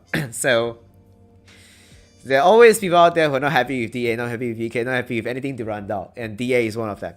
Honestly, personally, I think the problem is not DA. The problem is how they designed Rhymestar. Right? If they made Rhymestar a bit more flexible for other DPS, everything is okay. The problem is because of how they design Rhymestar, which forces you to use specific mechanics from DA, not just mechanics. In fact, it even has the phase changes with the damage fine-tuned to benefit DA. That is the root of the problem. Right? If there is no Rhymestar, or Rhymestar is not designed like this, then yeah, I think DA will be a lot people will be a lot more happy with DA's release. Yeah, Rhymestar was the reason DA got hated on. Is Silverwing better than Nyx or Hammer Abyss? No. I think there is a threshold when one is better than the other. But Nyx at the very top end should outperform Silverwing. So we don't know what the threshold is yet because the Abyss run just opened and our D is like laughable. Let me just put it this way. So yeah. But yeah, Sakura Pre also came quite a bit later as well, yeah. So you are left with like a few versions. You are forced to use the A, or you have used some variants related to the Ranger Cross. Yeah, that was just very sad. This was when I got my Shanong T as well. So yeah, I think this was when we started going into the instant kills, where you QT in, you do enough damage to take 75% of HP, then you can immediately pick up the SP bar and kill off the remaining ones. I think this is when FT starts consistently getting the 1 seconds. So that's why we exchanged the Shanong T already. Then after that we have the Eva collab. I think at this point I got the whole set as well. She was not really used. I think it was really just for collection purposes. I mean, if you missed it, then it's too bad. Some people don't like it. I personally really like it. It's not for everyone. I think, yeah. Holmes, yeah, Holmes. The most niche and unused stick ever as a support. You missed the motor racing event. Man, it's been so long ago already. So yeah. So you have this bait Holmes that came out of nowhere. Nobody really knows what to do with it. Then immediately, instead of an annual release of Hershey's, we have a mid-year release of the most broken Valk ever introduced to the game to date, called HOS. Yeah. Holmes is literally only used to support certain situations when he can bleed. Please don't ask if you can survive if opponent or not when opponent isn't even out of beta yet. Come on, guys. You offset 4 Holmes and nothing off the set. At least you can exchange it for one or for a B. But yeah. HOS, honestly, I mean, I think some people do not like how far she pushed forward the meta. So she is the beginning of the entire power. I mean, like if if the whole game has been on sea level, right? HOS drops and everybody just goes to like the top of the mountain right away. Everything just starts going crazy at that point in time. I mean, when HOS first dropped, right, the 0 second beats just 1 second beats just came out non-stop as a support. Yeah. In fact, I think even to this rate from her since her release, right? It is no joke when people say that if you don't have HOS, you don't have any physical teams.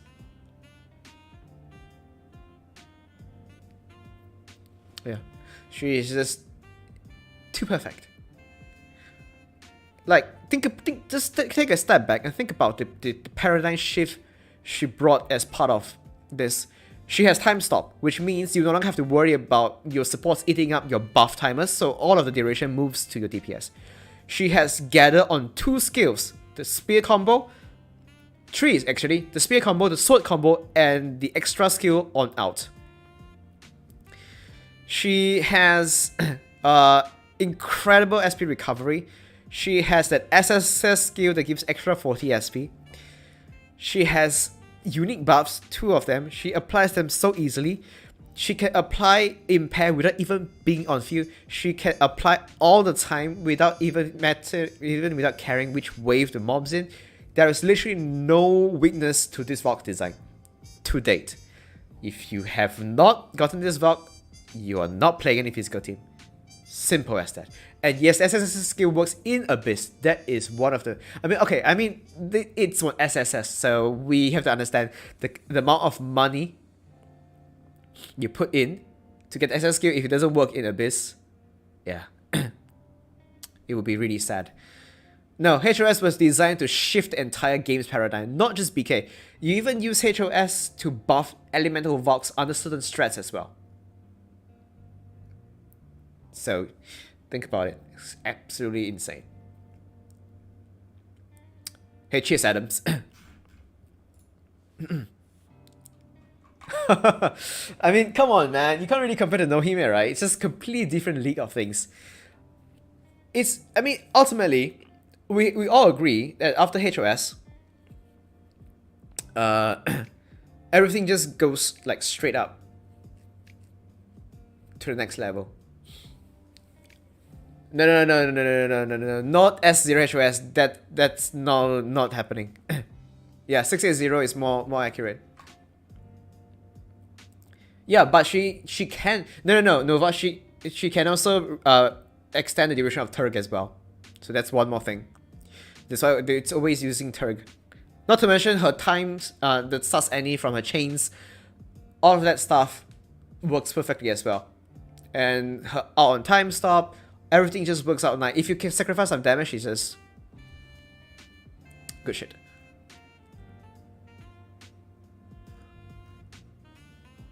Nova has been here since the start of the stream, and Fenris. Where have you been? But yeah, many things have changed after she came out. I think somebody was asking if RC weapon a must. If you have no weapon, you don't even use RC. Bastard, don't even use if you don't even have 2 sets of it.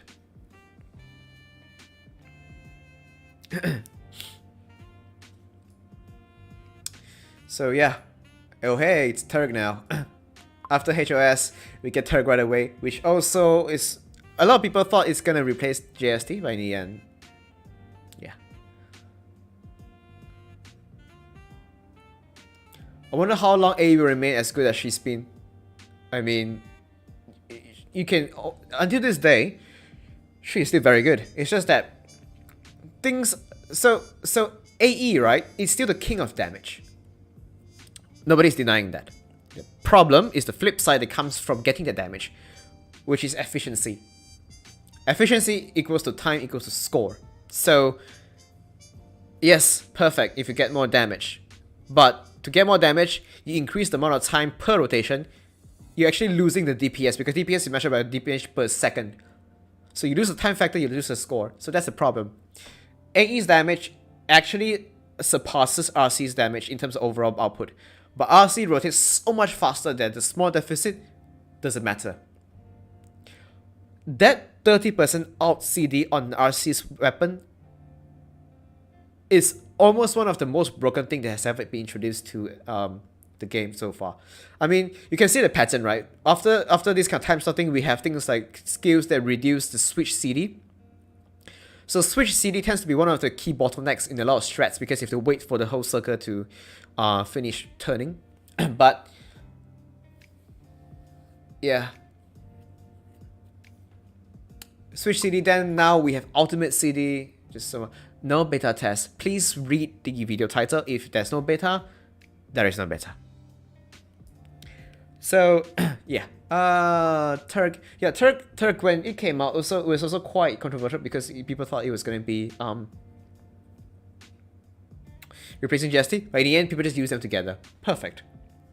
But the problem with Turg is just that without B, the whole set is just completely garbage. So there is this pain factor associated with getting the whole set. And then Avo came out. So Avo is just such a weird thing, man. Like, I don't even know what to feel about this set. This set is just... It has so much niche users, but if you don't have Avo, you're kind of fucked every single time. But like when you need it, you really need it. If you don't have it, when you need it, your score is dead.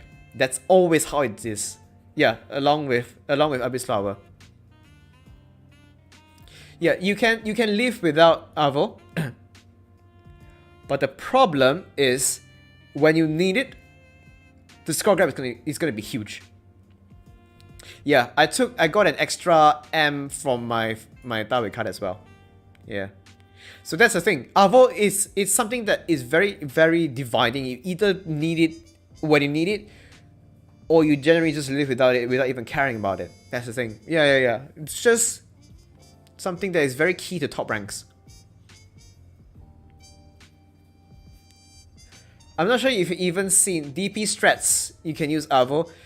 Some strats even use Avo on BK to instantly AF and out a lot earlier. There's a lot of different niche ones that can be used. Just to point out that this is always the kind of case. You don't have it when you need it, you are really screwed. The problem with Avo I have is how useless that B piece is. So if you get 2 Bs, like my CN account, which offset 2 Bs and no TM, I literally have no avo because that piece is garbage. So yeah.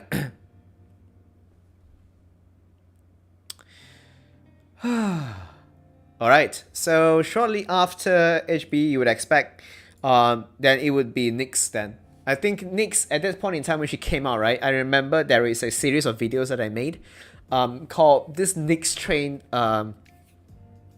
whoop, not Zhenyi yet. Calm your tits, boy. So Nyx, actually, when she was released, right, it was just Nyx after week, just Nyx, use Nyx on every single abyss, non-stop. It's just really funny at that point in time. Nyx, on top of that, is actually my best stick set affixed. I mean, it's level 50 because I feel like it looks better. I mean, sometimes you don't need to feel left out, right? So I'll just say let's just to make it appear in a row so everything looks nice. So Nyx, right? Let me show you the affixes on this one that I have. I don't think where is the other one? So the first 3 that I got was this one. So yeah, this is my T. 0.5 SP and almost 20 attack on T. I think this at this point we don't have lock yet, so everything all this is random roll. I kind of don't remember. I'm not sure if we're locked already. Oh, yeah, don't really remember. But yeah, I believe I didn't even take much effort to get all these affixes. The M one is just absolutely ridiculous. This is a random roll, which is 23 and 22.7 of the same weapon type as well. And B was also extremely good too. Yeah, B was like 22 and 21, adding out to almost 44. And then this is the T that has yeah, this is the other T one that only has a small one. But it is still, yeah, my best affixed stat today, which is really disappointing because when she fell off the meta for some time, yeah, all this is just sitting there collecting dust. Yeah, that happens a lot, right? You see extremely good 22.7, 22.7 quite often, but just on the wrong vault, for the wrong weapons, that is actually the real RNG. For it to appear on the right thing.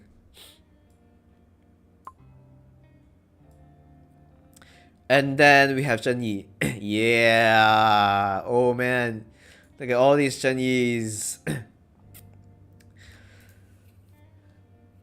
My 23, I only used one 23. It was on my Himeko T. Oh, nice. 23 with lock. I mean, lock is really good, but it's just that, oof. So yeah, Zhenyi came out and the memes just start flying. You use Zhenyi on all your DPS and supports. And I'm not sure if you've seen some meme videos of 3 Zhenyi sets on fuck off. 3 Zhenyi sets demoted agony. 9 Zhenyi strats, yeah. But yeah, I think at the very least, for most people, you would expect to have at least TTMBB. The main reason is because the B stick stacks with each other B, which makes it so damn good, and it's just so universal. Because it takes things like, all you have to do is just tag in or anything like that. Only M caters to Fischl. Everything else is very, very generic. So this is one of the reasons why we really talk about SP support sets. But yeah, SP sets, man, it's just always crazy. I only got M. You might want to get that TB as soon as possible then. Yeah, Zhenyi, good times. I think I spent a lot of locks on my Zhenyi as well because I want to make sure they're generic as possible, because it's used on FR DPS, used on Fischl herself to do damage, used on HOT as well for certain threats, because if you do short duration attacks, the Herschel bonus doesn't kick in, so you're wasting some damage. So yeah, Zhenyi times. The Himeko, yeah, I don't think we have to say much about it. This is where I use my first 23 affix kit. So yeah, Himeko said nothing much to talk about this one. What are the preferred affixes for element? You don't have much choice, right? You said attack or SP related ones. That's pretty much. RIP Himeko. Let's not go there, guys. Oh man, all these bow havers. Rest in peace, guys.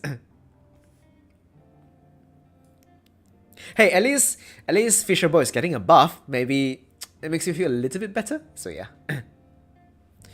Yeah, I think I still have 2 of my 46 affixes, keeping them for when I really need it. Oh yeah. Oh, I just realized. I'm not sure if you guys have noticed, right? There are some of these sticks that have very different affixes than usual. So let's say my Shattered Sword sets, right? Or let's say start from Margrave first. So my initial set of Margrave, oh my god, I can't even find my Margrave anymore, is it? I think Margrave is a bit later. Okay, I'm not used to this sorting. We'll come back in a bit. Let me show you. Okay, show you that afterwards. So Himeko, then we have Alicia's release. Yeah. I mean, Alicia's release is just everybody saying sex 24/7. Everywhere I go is just... What I don't sort it with sets is because I'm going with the acquisition time. That is how the story progresses. If I sort it by sets, it wouldn't make sense anymore. The flow is just doesn't the same. Yeah, I think when Alicia came out, it's just like peak segs everywhere. I even renamed the HI3. Oh, I think this one is my additional sets. Yeah, this one is my bonus one, so it's not. So even I renamed the HI3 channels to just Sex Impact 3 at that point, and then we left it ever since. Ever since the Flame Chasers came out, right? Everything is just sex. Morning sex, afternoon sex. Takeshi. Yamero Takeshi. Yeah, so night, all the conversation is just sex non-stop. All the emotes is just... How do you skip the gacha animation? Create a party. Yeah, I mean, ever since the Flame Chasers, right, they're mostly adults, right, so they can just go a bit more liberal with the designs. So yeah, I personally am I prefer big girls, so this works out in my favor. But I know some people, I think some guy named Eku or something, dude, that guy is in a cunning draw or something. He is just waiting for Grizio like a hungry, like a thirsty dude in the desert.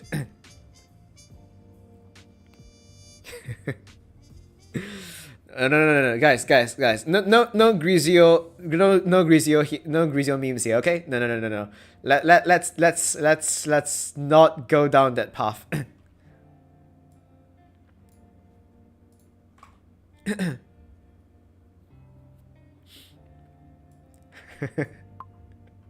Yes, protect Grizio from these wolves, man.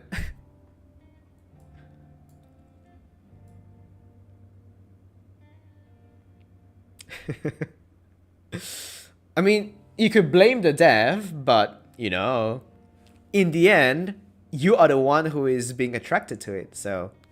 It's okay, I don't think he's here right now, so it's okay. He's been quiet for some time, so I assume he's not around. On my personal note, I love Eden's design a lot more. Because, honestly, though, in my eyes, right, Eden has the perfect woman kind of vibe, you know? She is extremely successful. She has so much elegance. She speaks eloquently. She likes to drink, but doesn't make a mess of herself when she does so. She listens. She's calm. Man, Eden is just perfect. Oh yeah, and she has a lot of money as well. Very, very true. Yeah, drunk when she's cute. That is one point as well. Yeah, I mean, Aponia. The thing about Aponia, right? She has this. How do I say this? This hot nun kind of design. We got to only speak facts. That the thing about Aponia is that she has this kind of hollowness to her personality. I mean, in the end, right? Okay, I agree. She has this design and everything, But that is part of her character as well. She has this hollow feel. She's kind of like, yeah, I think what really dials her back is in terms of how her character is designed to be. I mean, the design is very well, but it just doesn't scream out to me as much. It's still very good. Aponia next. Yeah, Aponia is is a very large woman too. I mean, Aponia is like, I think she is like almost 180 cm. Yeah, I mean, Aponia doesn't just look dead inside, she is dead inside. You will kind of understand. I mean, if because I already played CN.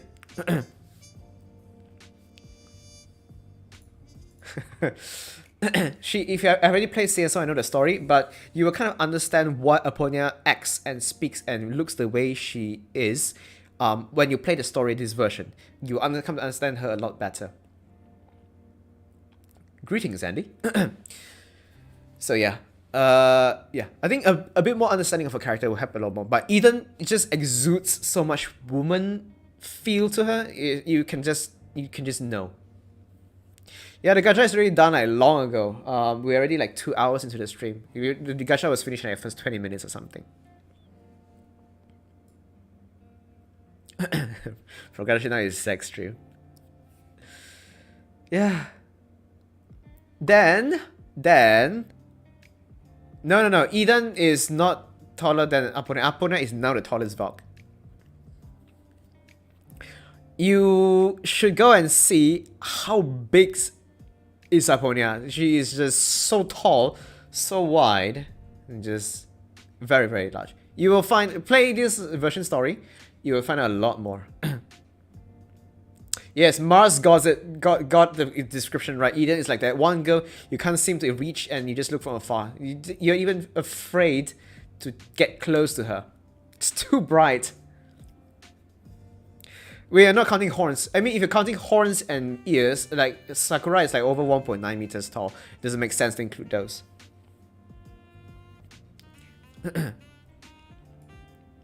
Tower signal. Yeah.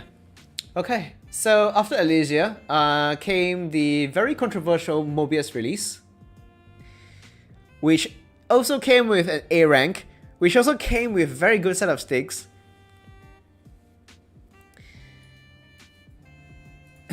So yeah, snake time. So right after the release of a farmable S rank came another gacha only S rank and an A rank that accompanies it with a very meta set of stakes.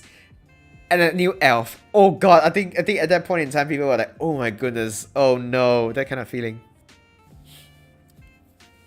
Yeah, I mean, in the end, right, Raven Stick is still quite cheap, all things considered, because of how it was being sold. I remember there's a discount on it, so yeah.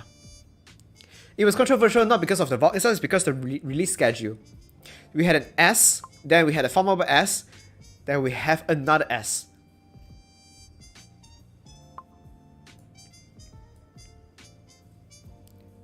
Yeah, I think if we are waiting for the time Miho actually gives Mobius the pink outfit that Elysia is dying for her to wear.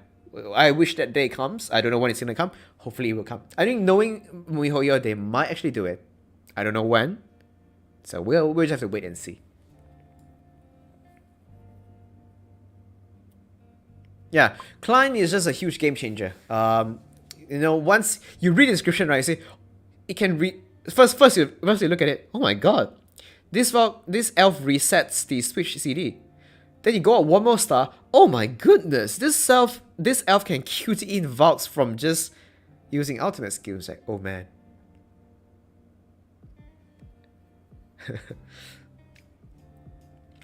Yeah, I mean, that Mobius, pink Mobius is it just keeps being teased over and over again. So yeah, I think Klein can stick with 3-star. I think 4-star is not as significant, right? I think it's just CD. Again, I mean CD is still quite important if you have a long fight or something. But yeah, 3-star is quite sufficient. If you're considering to put SSS Valve, which Valve should you SSS first? Simple, HOS. There's nothing as impactful as the SS skill on HOS. Absolutely ridiculous. Like literally, if you compare two teams with 9S, and the only S you're missing is on the HOS, your score is dropped by a few dozen. So yeah. Woo! Then we have, what was that? HOS SQ is what gives you 40 SP no matter where you are. Abyss, MA, everywhere.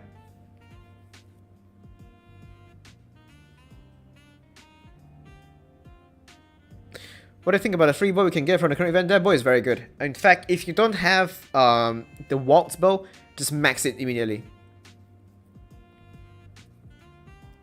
Okay, let me just reiterate one more time. I will not be giving any opinions on the opponent in this stream because this is only V2. She only got adjusted today. There are a lot of readjustments and rework. My opinion now has no weight. At the very least, check back next week, at least next weekend. Then we can talk a bit more about... I mean, you don't even have to ask, right? In my video, you would already know what are the meta changes. So, just come back after V3. V3 is where you can get a good idea. So yeah. But yeah, for any bow users and... Nah, it's fine. I'll just keep repeating this. So this free bow, if you need it to be on any Vogue that runs a support function like Raven, Fischl, max it straight up. I'm also waiting for my Steam account as well, yeah. Then we have Carol. I think Carol, nothing much to talk about. Oh yeah, Idol Raven, yeah. Yeah, we did talk about SN though. But we just kind of went over it because SN, it was a bit underwhelming for S0. Yeah, she eventually became a MA focused Vogue. She was very flexible in MA, pretty much does any boss. But ultimately in Abyss, she still lost to SP. So yeah, SN is quite a strange release altogether. But SN is the kind of cases where if you don't have SN when you need SN, your score dies. So yeah.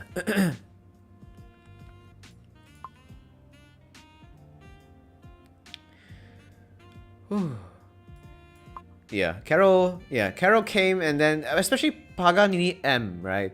Along with Carol. When this came, all the shields just went BTFO. Like, what shield, bro? Like, ever since you got Paganini, even Callan, the Vogue with the toughest shield in the game just evaporates. It's completely...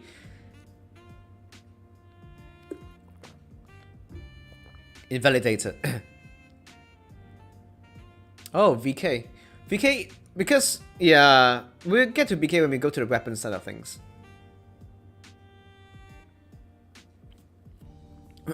Yeah, we'll go to the weapon as well. So, we'll go through the pre and some of the key weapons I have.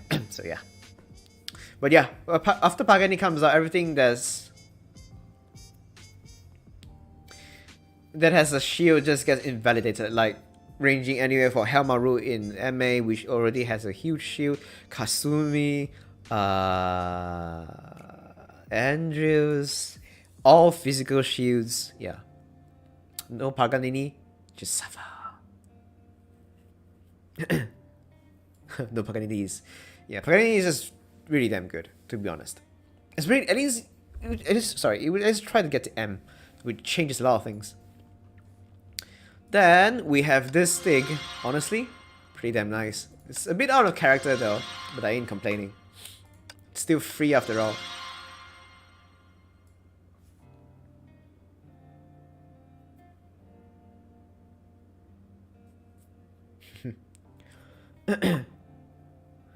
Then, yeah, shortly after we have another S with Silverwing. Yeah, I think when Silverwing came, the biggest pain most people have is yeah, the consecutive Gacha S, and then the way Nyx is being handled after Nyx was SV was introduced, because she pretty much took over everything that's ice related, and then other than Quartal, but that's quantum related, not even ice, to be honest. And then yeah, that's the biggest controversial, is that okay, you get discount off the stick boxes, sure, but then the investment threshold is so high to get the boxes. So yeah, it's quite something you're giving up as well to get the stick box. I mean, okay, fine, they do give you one stick for free, but it's still quite costly. I think most people on the budget would just try to go for one weapon, one stick, and then they will stop there. Then take the other, take TB and slot in the M as the general set. I think you are losing a bit of damage, but if you're not going for top score, it doesn't really matter.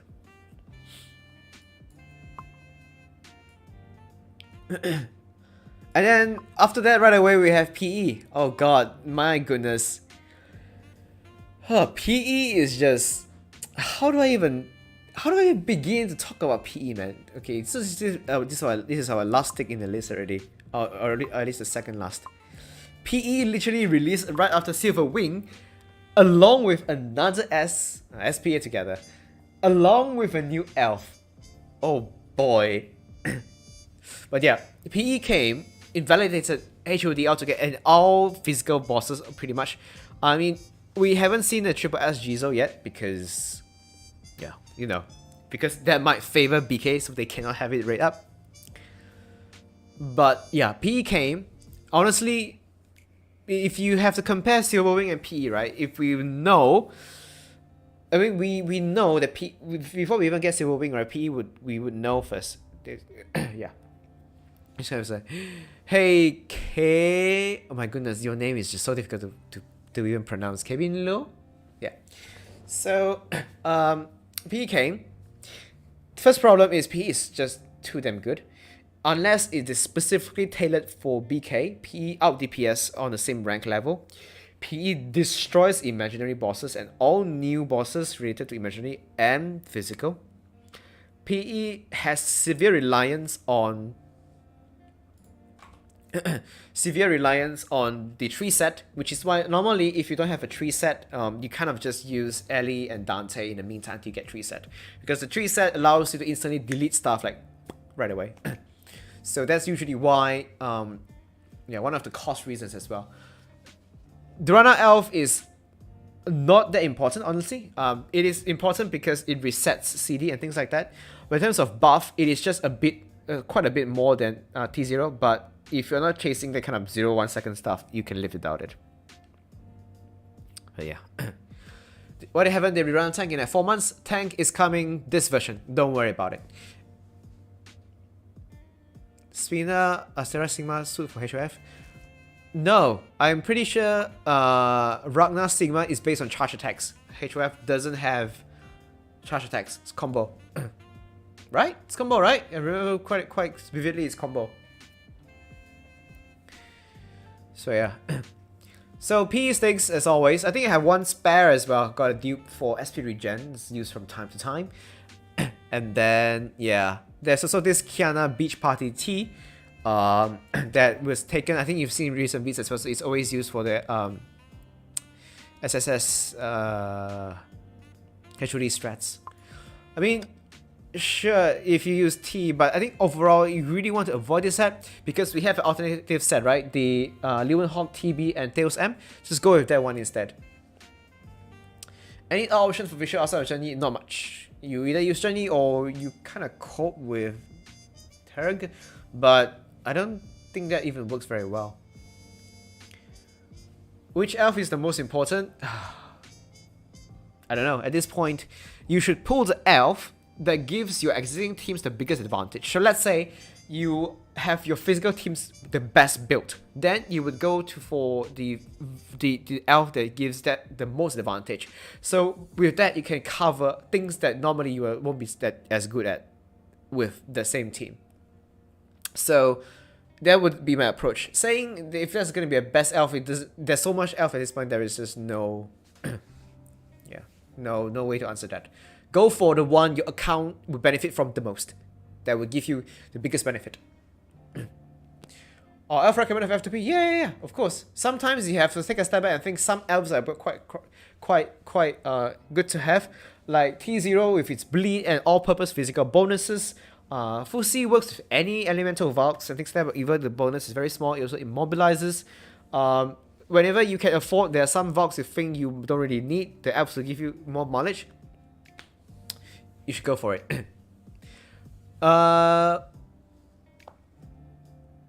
Is Turk the best SP Valk stick set at the moment? No. The best SP Valk stick at the moment is still Zhenyi.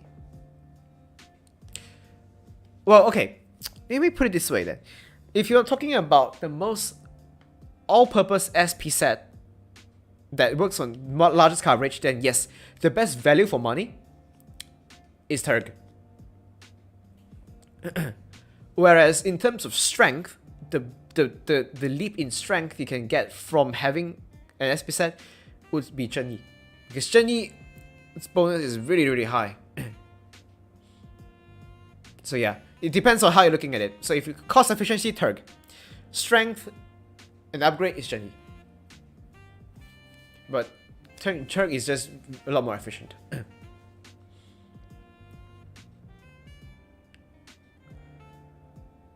Do the elf for client 2 stars better? Don't know, depends on your team. Same question as well. Which one you need, get it. I mean, if you get do the elf and then your physical team's not up to par to utilize it, then it's kind of pointless as well. So yeah, that is Ragnar. Ragnar, not really much to say about. It's pretty much kind of like a discounted set you would use. I mean, SPA is still pretty decent for, honestly. It can be used on quite a lot of things. You don't have to dedicated DPS for it. Like, yeah. So Bastard, yeah, Bastard is quite new. You will see more use cases and as time goes on. Sometimes you use TM, sometimes you use TB, use MB, sometimes you use preset.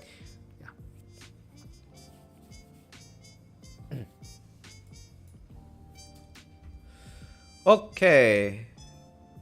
Zhenyi TMB replace Mobius gears. I would say you should replace that gears not with Zhenyi, but with the G4 sticks. It will work well, but it's nowhere as close as the signature. Let me just put it very straight first.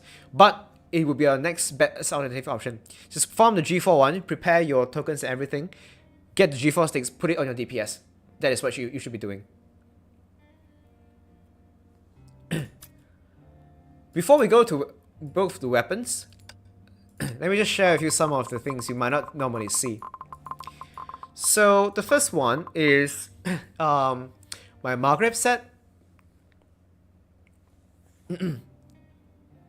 So my Margrave set, right? I have usually there's one set I use most often is this one with the SP regen 0.48. Then there is this one with 3.18 SP cost and 0.46. I think this is the maximum. Just a bit. X-Men can go as like 4% SP cost, I think, but this is good enough for pretty much all situations. This one is on my M, so it doesn't affect my use case when it's only on TB.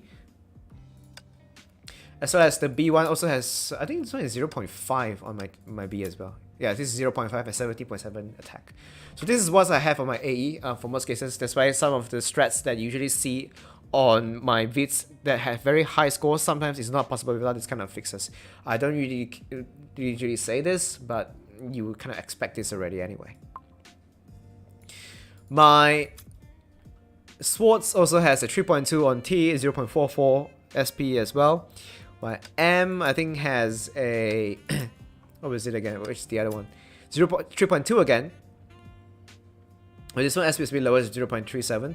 And then I have two pieces with 3.1 cost and one with 0.49 SP. I'm trying to get the cost and SP on the same one, but it just doesn't come. I've spent like thousands of logs on this one, it's just not coming yet. But yeah, this kind of things is even necessary even on SSHOS to get the kind of scores you have to put out.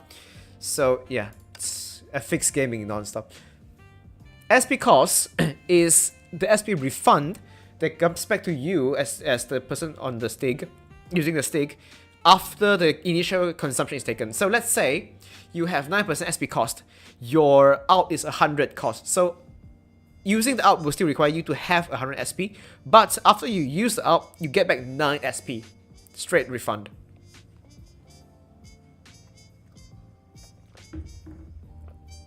Two lines of SP regen is extremely, insanely hard to get. The only way you can get 2 lines of SP regen is to have the stick start with 1 line, you roll the SP regen on that one, then you unlock it to get the SP regen on the second line. Every single stick only has 1 chance of that happening. So either you are the luckiest person in the world, or you are so well that you have 14 newtons around just to roll the double SP and stuff like that. So that is why it is so rare.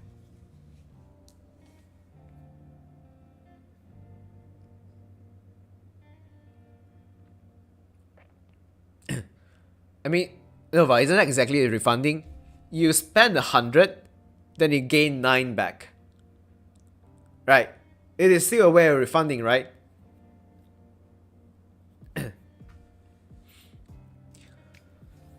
Hanov said and Judah go Mobius. Look, it's not going to be as good as Signature. It's good enough for all purpose. It's better than anything else we have right now. So if you want to use Mobius, that is your best option. That's simple as that. But expecting it to be on the performance level of Linus is just not happening.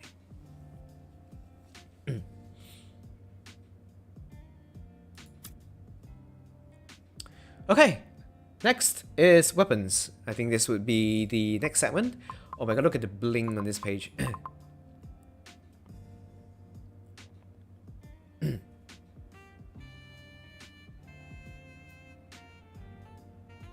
Well, yeah, I mean, effectively, yeah, that does make sense if you put it in terms of Margrave. Yeah, I guess you do have a point.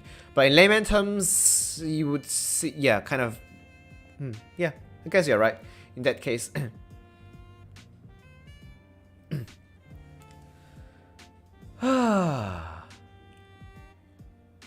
Right. Yeah, very bright indeed, isn't it? I think this is already sorted by acquisition time, so it doesn't really matter because it will always pre-on release. So you must be wondering, why the fuck are all these things like this? Why are they dupes for some of these weapons? Now, before we go any further, right? Before we go into the pre, let me just tell you one story about this weapon. This story is from a long time past. If you know me, during the the one all kind of yes, this weapon. If you're wondering why is this weapon exactly on my thumbnail image, and if you already know the reason it's there, then yeah, essentially you knew me from the past, you know the lore of my account. So let me tell you the story of this weapon. Now, this weapon, Energy Leapers, is used specifically for one DPS vault, which is Night Moonbeam. And it is always required when you use Night Moonbeam as DPS because it increases your DPS significantly, right?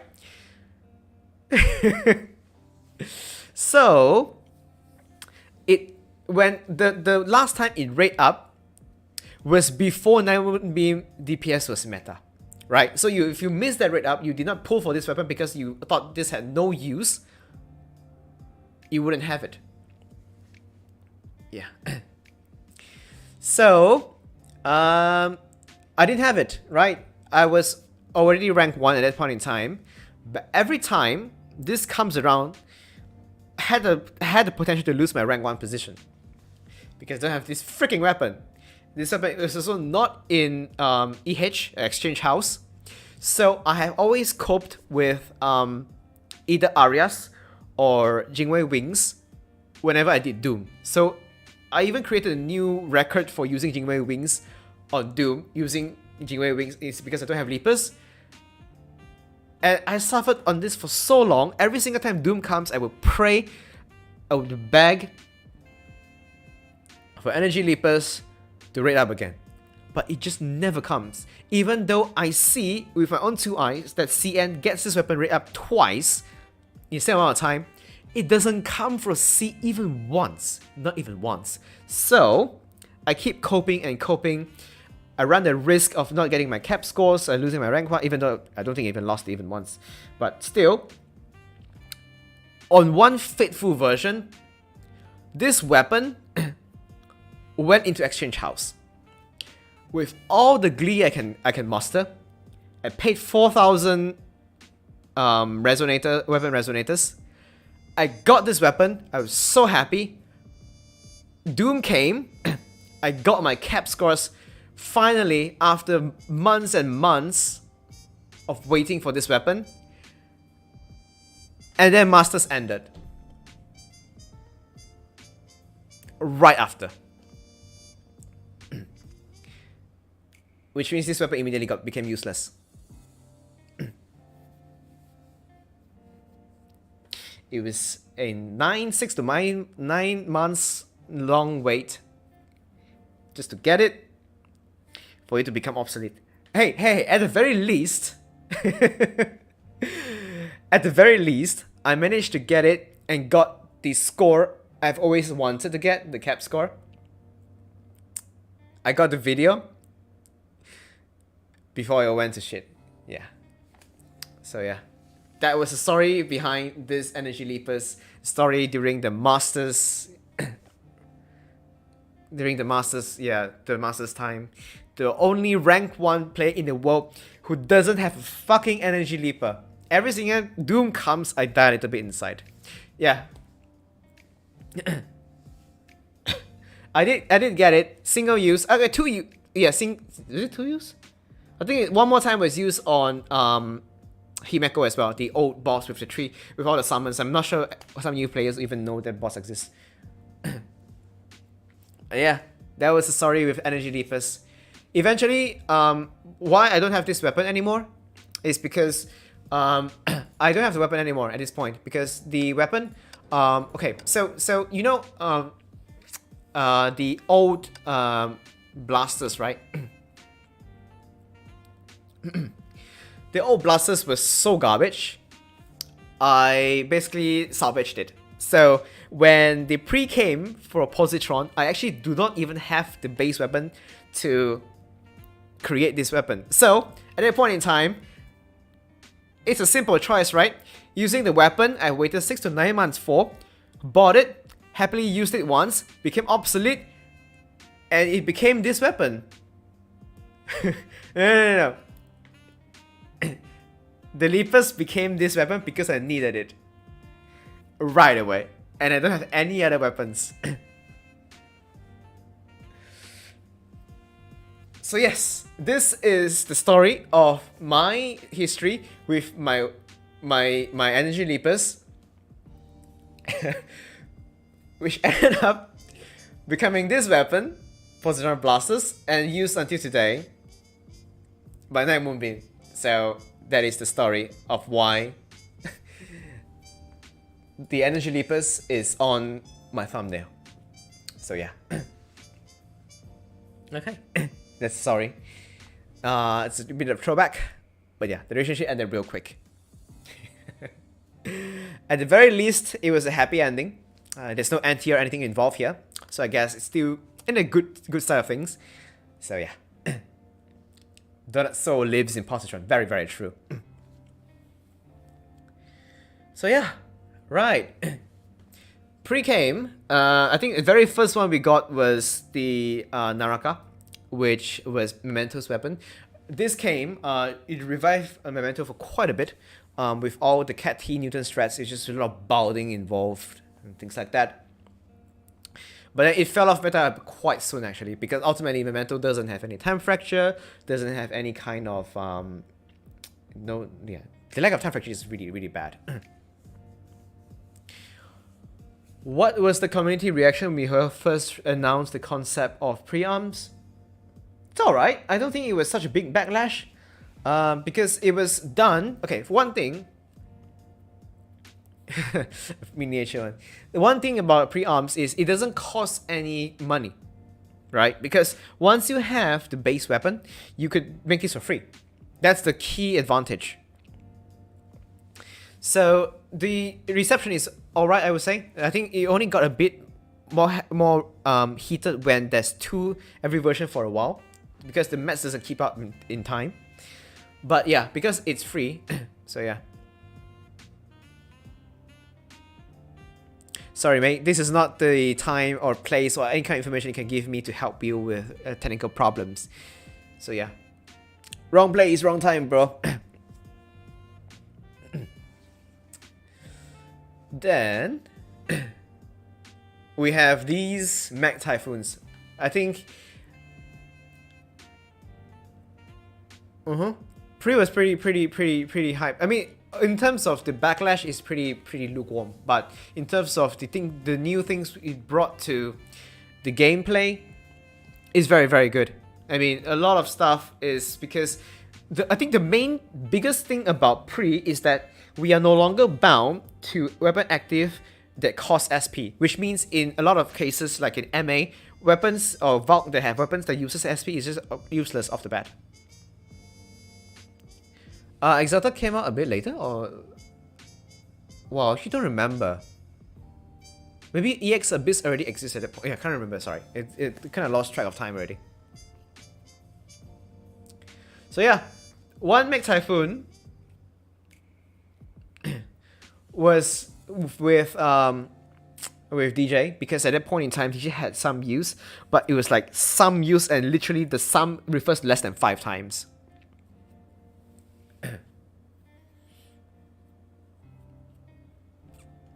Yeah, because previously we have this weapon for LE support, but you also need one more for DJ DPS as well, so that's why we had 2 of them.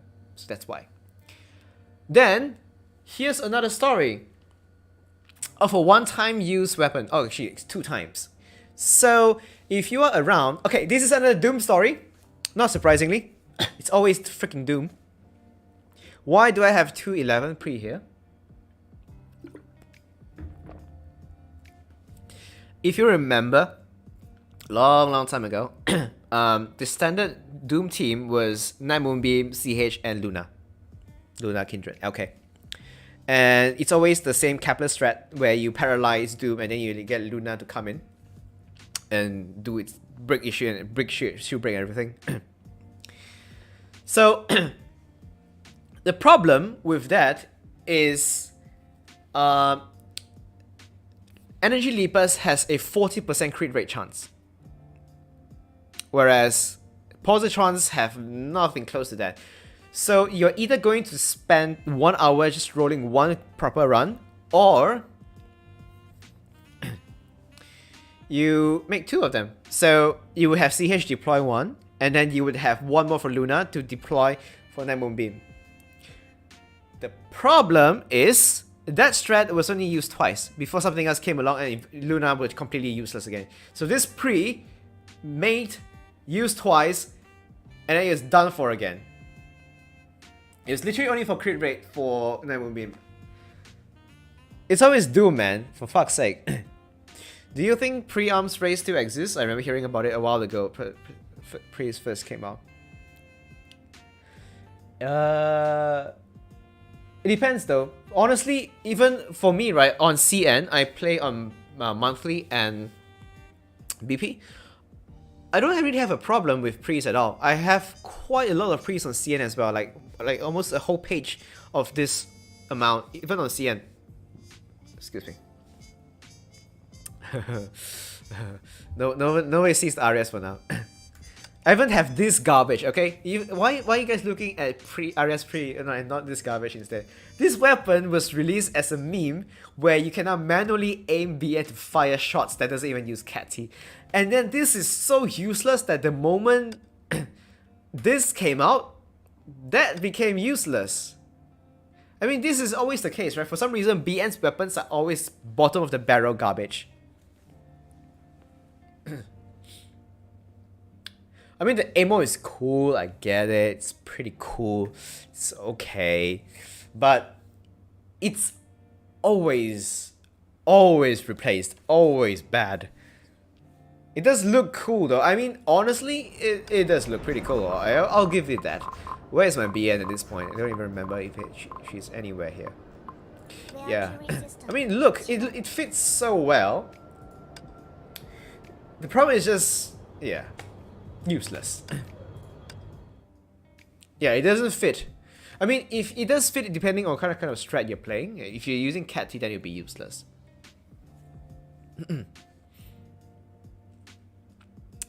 So yeah, useless weapon. But normally I just make every single weapon anyway, just for collection. Just as a point, I don't actually wield any of the mats here. I just farm everything. How long did it take to SSBN? Actually, SSBN I farmed it. So I only pulled to SS. Then using gold orbs, I farmed all the way to SSS. So I mean, I've played the game for so long already, right? So all my farmable S ranks are already SSS from farming. So I just converted that weekly MA frags into gold orbs, which allows me to SSS my BN from SS to SSS. So yeah. Hello, MX Station. So yeah. Then we have the all-purpose Nuada's Revenge. I think this one is pretty straightforward. I think if you use SK, if you use HF, this is literally just a must-have. You really want to see my mortuary? You really want to see it? Are you prepared for it? Are you prepared for it? Are you absolutely sure you want to see it?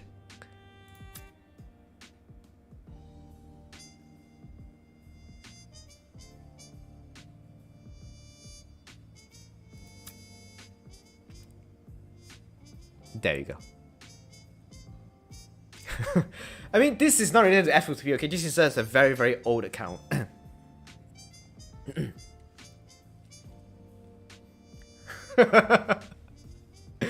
you asked for it. There's nothing to farm for years already on this account. I mean, not many people have an account this old. You could check the F2Ps with login days of over 1.5k. You see more or less 1,000 legacies anyway. How much you spent on this game? Check my top-up number on my message board. It's there. But yeah, I think I stopped taking the the conversions on a weekly basis because I already have 43k of this go-ups I have nothing to do with. So that's why I stopped farming already. Yeah, once your account... So I think I've said this multiple times already. An account, if... So a lot of people who just join a game expects the game to be generous enough that you have everything. That already doesn't make sense, right? So obviously, the account, right, as an F2P or player, you should only see your account reach a certain kind of maturity level about 1.52 years, right? I don't know how people can expect their account to be like instantly like the late players that came years before you. Obviously, that kind of expectation is just wrong. Like, if you're born 10 years late, are you grieving that somebody 10 years older than you is earning more money than you because they have careers already 10 years further? That doesn't make sense, right? So... yeah, you should expect, give it at least 1.52 years, and even you want to consider any comparison. Your account, your coins, everything is just a lot slower. They're just facts. People with unrealistic expectations, it just doesn't make any sense, honestly. Yeah, but at the very least, right, once you have one SSS, the frequency at which they add farmable ones is not really that fast. So everyone should still have farmed their SSS and MME, SSS, LE. These are things you just get over time as well. Okay. So yeah, Florid. I think Florid was released to give a bit of buff to FS, but ultimately, it is eventually actually used for a support purpose, since the weapon has a debuff attached to it. But yeah, it's not even used anymore these days. It used to be quite a lot used for support purposes during DA's initial release. I mean, if you are 2 years in already, I think 2 years is still very short. Most people 2 years are just reaching a comfortable phase of the game. This is a very, very long game, so expecting things to be comfortable after just 1 year, it doesn't make sense. It's a competitive game. It takes time to learn the game, to understand how things work, times to go to gear maturity, to plan. It takes time. I mean, ultimately, right? You can always put in more money. So, so do we want to talk about this? Or do we not want to talk about this? I mean, the only reason I make this is just because 1, it looks good. 2,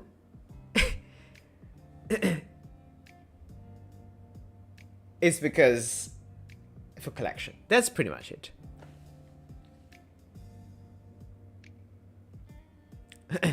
Yeah, this weapon just doesn't really do anything. I just had it for collection. Honestly, it just looks very nice. But, oh well. Sad weapon, sad Volk. It is very pretty indeed. Yeah, for sure. It's in terms of, okay, so the thing is with Arias, right, the non-pre version was widely used because they have a, say, it's quite universal, right? Because it's a TDM bonus that activates every time you switch in for a period of time. When you pre it, then this weapon becomes specific to 6S. So if the Vox sucks, then the weapon doesn't do anything. Like, if you give a gun to someone without hands,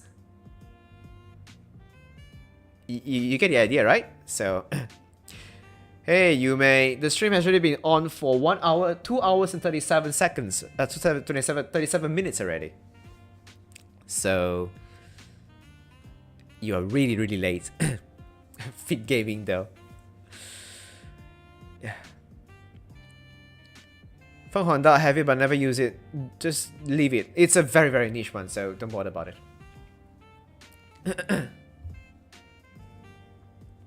I mean, Feng Honda is good when you need it, but I think in general, if you had to question whether you need it or not, means you're not familiar with the strat itself.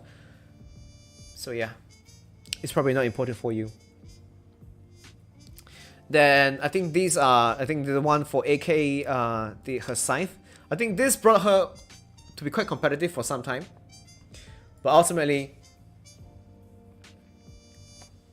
she didn't stay for very long. I mean, to this day, right? Especially with RC, she's actually still very, very, very, very well-rounded character. Honestly, as long as you have SS onwards. So yeah,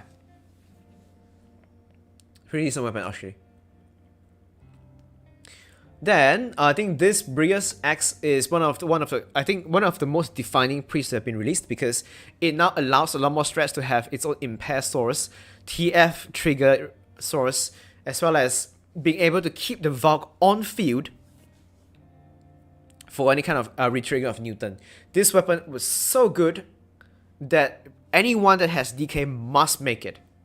It allows for triggering of Picasso, Newton. Pool doesn't work for some reason, but we don't really care about that one.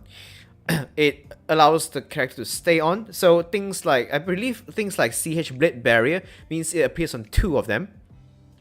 yeah, it's Bria's pre. I remember the name, yeah. And then it also has an impair source. It also triggers QTE from Time Fracture. All around, really damn good.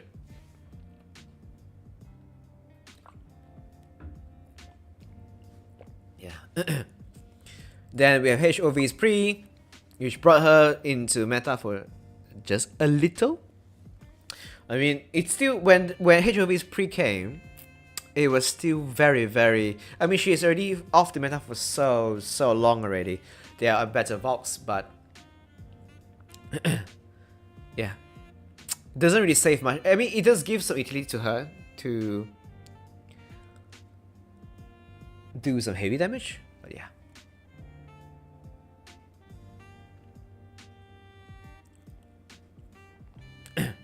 Then, yeah, we have HOT's weapon, nothing much to say about it. We also have Suitor.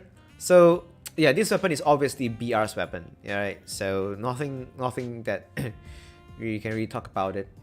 The funny thing is, this weapon didn't even save BR because BR is just not feasible in the long term. But yeah, this weapon died really quick. I'm not sure. Yeah, this URL is just... Yeah, I don't even remember the history on this one. It feels like... I think the only thing that came out with this one is to give it additional more damage. Yeah. But ultimately, this also fell off the meta real quick because VK is just not a very efficient Valk. And then... The amount of time you require to activate the bonus is already a problem because you don't start with 2 stacks. You have to farm one of it. That is a time cost. But yeah, I forgot it's with Suture or Suture or what is it called? Uriel. Oh shit! I forgot what's the base name of this one already. Yeah, the thing, I guess if you think about it, right? Utu is Utu, correct. So Utu kind of works the same way as Abyss Flower. So after you need to do certain actions to buff certain amount of stacks, and then only you can use the full power of it. The problem, however, is that the time cost of VK to get to that stack, and then that stack, not the weapon skill, not even using any time stop, which means too much time is lost to make it worth it. Right? You remember in MA, every the time dilation is about 3.33 times. So if you're in time fracture, time moves 3.33 times slower. So it doesn't matter if something takes 3 seconds to cast in time fracture, it is not even going to pass time about 1 second. This weapon, everything, if VK and this weapon, everything is pretty much outside time fracture. So the whole sequence is just too long. So eventually, this really fell off meta really quickly. I mean, they gave the second charge to this weapon, but after you use the second charge on the active, VK becomes useless, so you can use it as a finisher. So it only saves a bit of time towards the end of the fight, but it didn't really save so much that, whoops, that it really matters in the long term. So it's too bad. Yeah, then we have HOR. Yeah, this weapon really changed one of the key problems she had. Yeah, I agree. It does look very cool, right? It does look very cool. It looks very... It has that oomph in that skill, but inefficiency cannot be understated. So that's the only thing, really.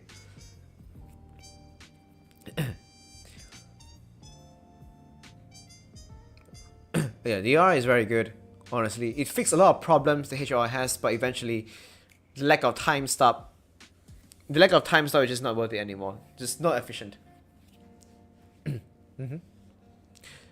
Efficiency is just something, I mean, it's a good thing that they don't just power creep by in terms of number, but the efficiency of newer Vox actually goes through the roof. Efficiency is everything these days.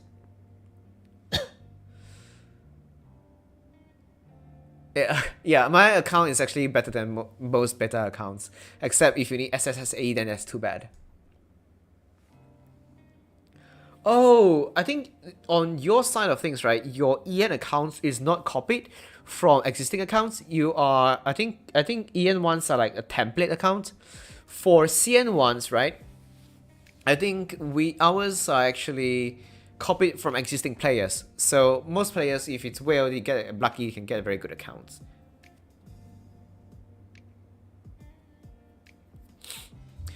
Okay, Sleeper's Dream. I think this is self-explanatory. This weapon is so fucking good, I tell you.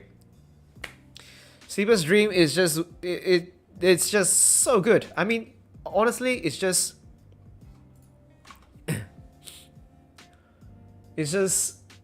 the fact that it allows you to proc your own retaliation makes it so good, especially on FT and BB together. Yeah, the most gasm weapon. Like, it's just so satisfying to use when you get it. Yeah.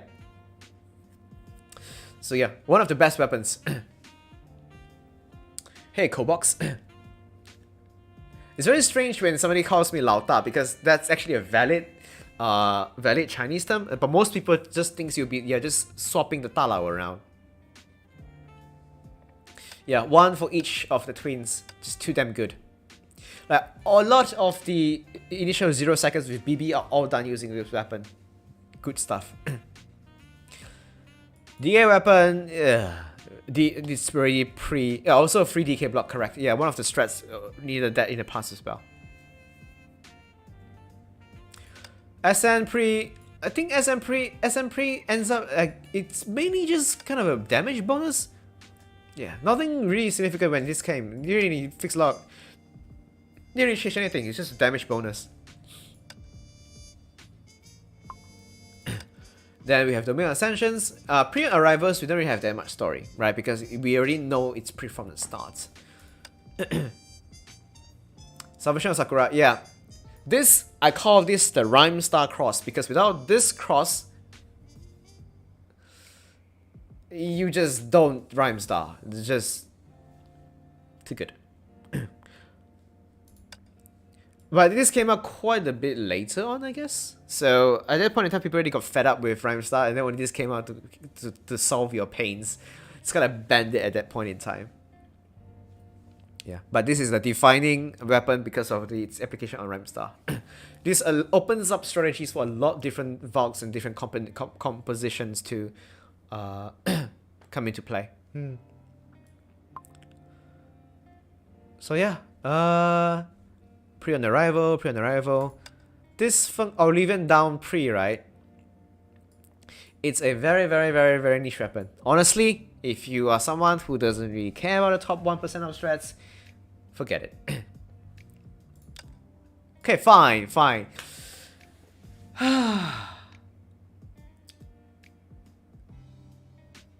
So this cosmic duality, right?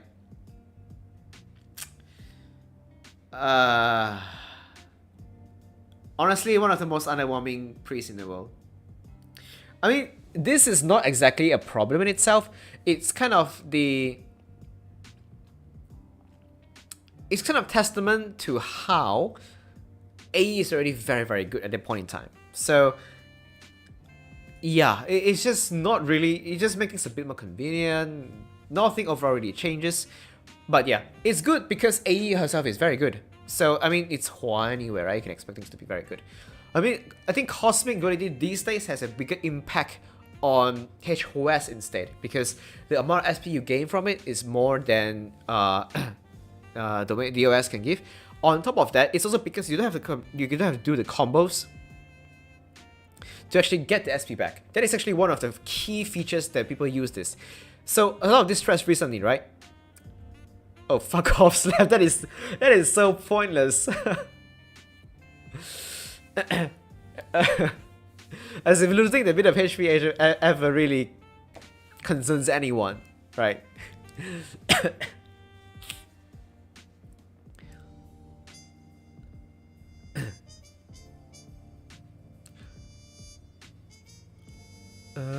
Which one is better for SP? Path to Asheron. Pretty sure that one is better. I don't quite remember, but I think that one is better.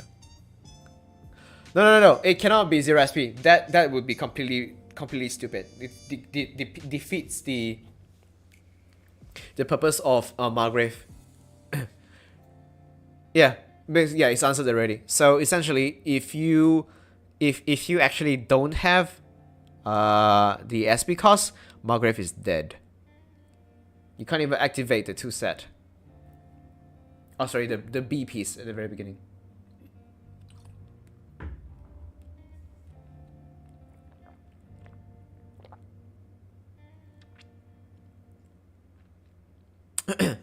Do you know why? Do you know why Nebulous has no time stop? Oh, sorry, the AER has no time stop? Because mobs don't move in time stop. So the gather from your A out is useless. Right? It doesn't even move in time fracture either, right? So if you try to put time stop in AE out, your gather is completely useless. A lot of times, personally, if AE doesn't have to gather, a lot of shit is just not working. Things just doesn't get together. Not to mention, previously we don't have gather vaults like Witch, and Witch is only for ice. But without AE's gather, sometimes it's just a huge pain in the ass. That's why you just cannot have time stop. It just doesn't work. HOS has it because you can gather afterwards or gather before. I mean, you could argue that you could use AAB together, but most of the time, you would swap in and then you out right away. You don't have time to do AAB, it's such a waste of time. T1 SP on Cosmic probably was a bit too OP at that point in time. I would say, yes, during that period of time, giving SP to everyone is quite a pain. Can you guys not argue in my stream? You can take it to nubs, but you know. But yeah, I think these days this weapon has more impact on HOS itself, because a lot of threats with HOS, especially on higher ranks, right? You effectively don't even need to cast any combos. You immediately swap to Carol, charge, hit, out, HOS comes in out right away. This saves so much time, and it's something you can only do with Nebulas. So Nebulas end up being a much bigger impact for HOS instead than, you know, AE herself. Honestly, if you're just using this weapon for AE, I recommend if you're on a budget, you don't even need to pre this. It's not really...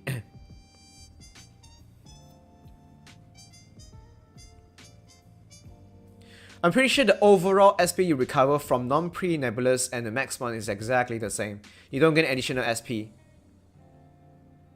You're talking about SP refund, it only works for one character per rotation. So, it's not really that significant. And then we have this, one of the most meta-defining weapons in existence, on a farmable vault as well, the Iris of Helheim. We don't really expect this to come in swinging, with literally a time stop attached to the up, but this really made FR so good on release. I think at some point they had to nerf this because in beta it was just destroying everything. Iris being farmable, sorry, not Iris, FR being farmable, Iris being the only piece of gear you need to get. I mean, during FR's release, right, this gear is just 4,000 weapon wrestles if you could afford it. I think 4,000, 6,000? It was just web wrestles.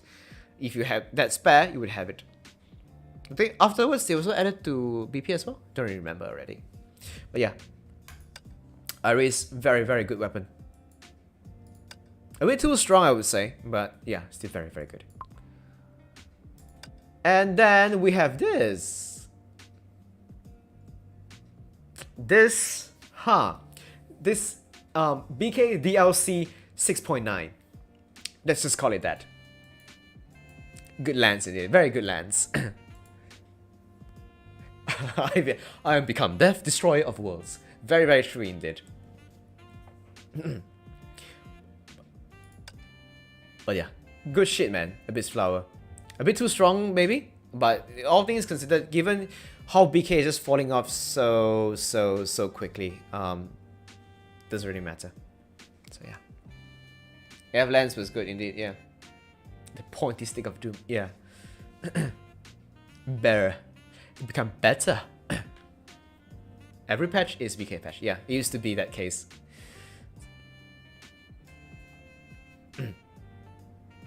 I mean. So, you know how some people do not want to get AF? They have her. So they could just pre her. It's not too bad. I mean, it's still better than a base model, in any case. But yeah, I only made my her because for collection purposes, so there's nothing really attached to it. Never used in any case.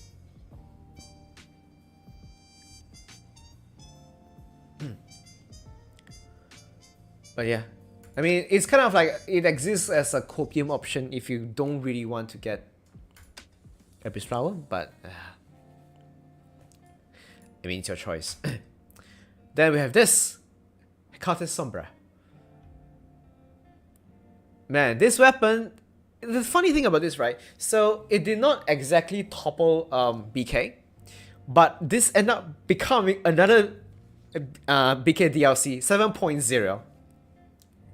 So, so yeah, the funny thing is this ended up becoming another BK buff as well. So the trend continues all the way up to this pre, and then it stopped with P's release. Now, her pre is never used in any strat. It's just not feasible at all. Wait, yes, it is indeed all BK DLC. Always have been. Very, very true. So yeah. So now we are going into the early Genesis weapons now. So these are the weapons to date that still has no pre. They are very, very old. I think some of you haven't even seen them being used before. So second relic, pretty much almost used like a few times on DP because it recovers SB quickly. Otherwise, garbage. Mjolnir is one of the very, very early day one weapons. So because time fracture can be extended by the impact can be extended by time fracture, this 80% defense drop is just so good for a lot of the strats back then. This is just too core to not have. The good thing, in fact, though, is because this weapon from 35 to 50 has no difference in stats except for the duration of impact. So yeah, this weapon is such a good classic, good boomer shit. I know, right, Yume? I know, right? We're getting old indeed. Raikiri, yeah, this weapon is just everybody. This is staple weapon. Let me tell you guys, this weapon is staple. Any Judah strat that has Raikiri is just damage through the roof. Without Raikiri, it's just useless. Yeah, this is just such a long time ago. Raikiri and Judah name a more iconic pair. So we have Blood Dancers, Void Blade. Oh man, Void Blade is just something used so long. I still have it on my Miko as well, man. It's real throwback. This bling, ooh.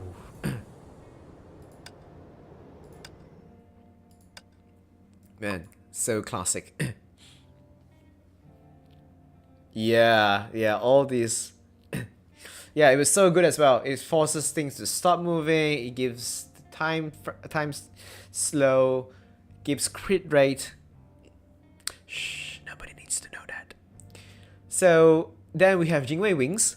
Jingwei Wings tends to be considered as one of the best guns, free ones you could ever get.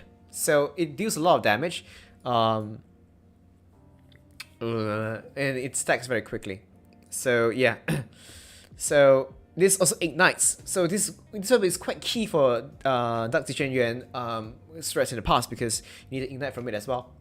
So yeah, the damage bonus is also very, very good. So this is my copium option when I did not have the energy leapers. Yeah, it still has that niche use. But regardless, it's also because it lasts for so long, right? I believe it's 12 seconds. Yeah. So Newton will refresh one more time. Yes, it will be twice. Skipping a base travel for PE Durana weapon, no doubt good choice. Don't care about it anymore. Vibro Cutter is another one of those early day one weapons. It's also another one that gives 80% impact. It's good shit, but very, very rarely used.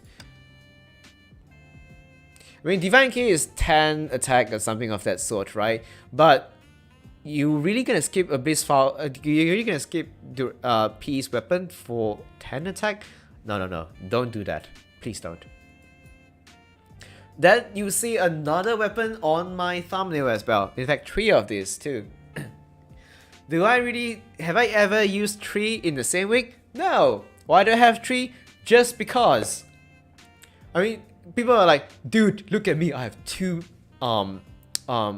these black swords. I'm like, wow, I have 3. Then the conversation ends there. Yes, for the flags, pretty much. So yeah. That's why I have 3. Realistically speaking, I've only used 2, and surprise, it is Doom again. It's always Doom, isn't it? Would it be better to leave AF at level 50 maybe before P release? If you're not gonna use it, don't raise it. It's a waste of resources, right? It's not like something that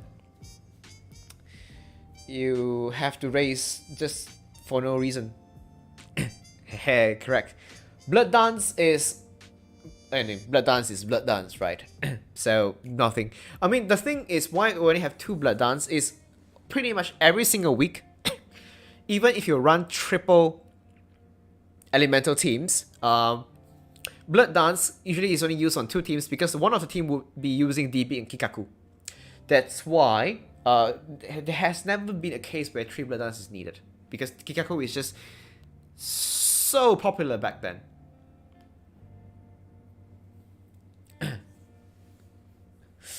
Dude, I have been live for 3 hours now. Are you in the US time zone or something? I still scheduled this live for like 2 days prior. Nah, you won't even use 1 Blood Dance anymore. So these are just from the long past. Yeah. The Kikaku I have 2 is because some weeks, right? Some strats you require Kikaku to reapply Newton from pistol user because it would help you keep ticking when you're off field. So I have to go and get 1 more just for that 1 or 2 specific strat. Then we have Miko's weapon. Oh yeah. Man, this weapon looks really nice on her, but sadly, not really much used. It's really cool though. Maybe I'll do something with it in the future. This cross, I think this cross is one of the coolest cross we have. And then, unfortunately, the only use for this one is just to apply bleed. It's too bad. Fairy Sword Sylvan, oh boy, this one is a real throwback. So, if you don't even know what this weapon is for, this deploys a field that lasts for, how long was it? 20 seconds? That increases TDM, attack speed, movement speed, all the good shit, and stays there for a long time. But yeah. This is a field, deployable field in a sword. So it looks like Cosmo for some reason. They have this Silver Reaper. I think the only reason we have this weapon is because we need to trigger QTE from Weaken as well. Same shit as Auto M. Same function, just depends on what we need. Ranger's Cross, yeah, classic. Or the Copium Rhyme style weapon. Vikrons, nothing unusual, typically used to refresh Newton off field, and JST, stuff like that. And then we have this. Oh man, this is when VB just got her augment. Pretty cool looking set of equipment, but released to be completely dead on arrival. I still kept 1 copy of the original Arias, to be honest. Yeah, Tawa these days is just used for, you know, very specific niche threats that you can go up quite quickly. But yeah, but yeah, I still have the original Arias. I kept a copy of it just for posterity's sake. But yeah, this is what people use a lot in the past. The Pre is the garbage one. Umbrella, right? Umbrella has one of my most ancient stories. So I believe I'm not sure which gacha, which banner Umbrella came with. Those who had been with me in 2019 would know this story. I think it was Michelangelo. I was trying to get the Michelangelo piece, and the red up weapon was this one. And I dropped in 90 pulls to get the first Michelangelo stick, and I got 6 Page of Rains out of the 10 drops. It was just like a whole row of Page of Rain. And that's not the worst part. The worst part is, after this 6th one from the same banner, the 2 next banners had this weapon in off rates, and I got 2 Page of Rain in both next 2 subsequent banners. So in 3 months, I got 10 of these fucking umbrellas that has no fucking use other than to reapply Newton or apply Newton after you tag out. So, oh man, it was a bad few months for Rain, honestly. It was just so many umbrellas non-stop. It's raining umbrellas.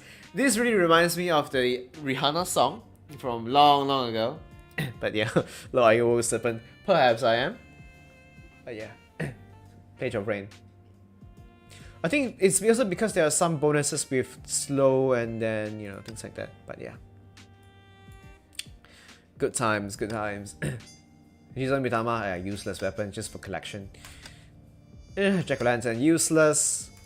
Shamash. Shamash is like the OG, the classic, the old era debuff gun. It's very cool though. If you haven't seen it being used before, it has this very cool sound effect. And the game kind of slows down a little bit. Honestly, very cool weapon. It's just that it's no longer used because it's just so inefficient. The OG good shit thing. Yeah. This weapon feels very nice. It's just not useful anymore. Oh yeah, it also fixed the Newton reapplication as well. What is this? Cygnus? Oh man. Yeah. I remember this one now. This one is one of the most debated weapon. I remember, so same thing. So if you have been with me in 2019, 2020, this weapon has a long history. Mainly related to SK. Yeah. So there was a huge debate on Cygnus versus Nuada. And people were just debating. I wrote like a 1,000-word essay listing out every single point why this weapon is superior, why you should use this instead, why the SP recovery is faster, the attack speed matters, the overall DPS. Holy shit! Put out a huge post to debunk all the idiots trying to argue against this with not even napkin math, but just based on their feelings. It's good old times, man. Cygnus. But yeah, this weapon had a controversial past because of SK and Nuada. I was very insistent that this is better. As long as you're SS onwards, then it's better because SS we have the bleed apply immediately. Below SS, then you have to get the bleed from Nuada. That's the thing. No, because if you consider damage per screenshot, right, Nuada deals more damage. Most casual players don't know anything about actual DPS. DPS to them is damage per screenshot. Nuada deals more damage per screenshot, therefore it's better. Dumbass. Doesn't even factor in the rotation timing, doesn't even factor in the SP recovery timing, doesn't factor in the attack speed, the number of times you can proc Fang. All these factors. I had to write a thesis to debate this and they still don't understand it because they're dumb fucks anyway. But yeah. Old times, old times.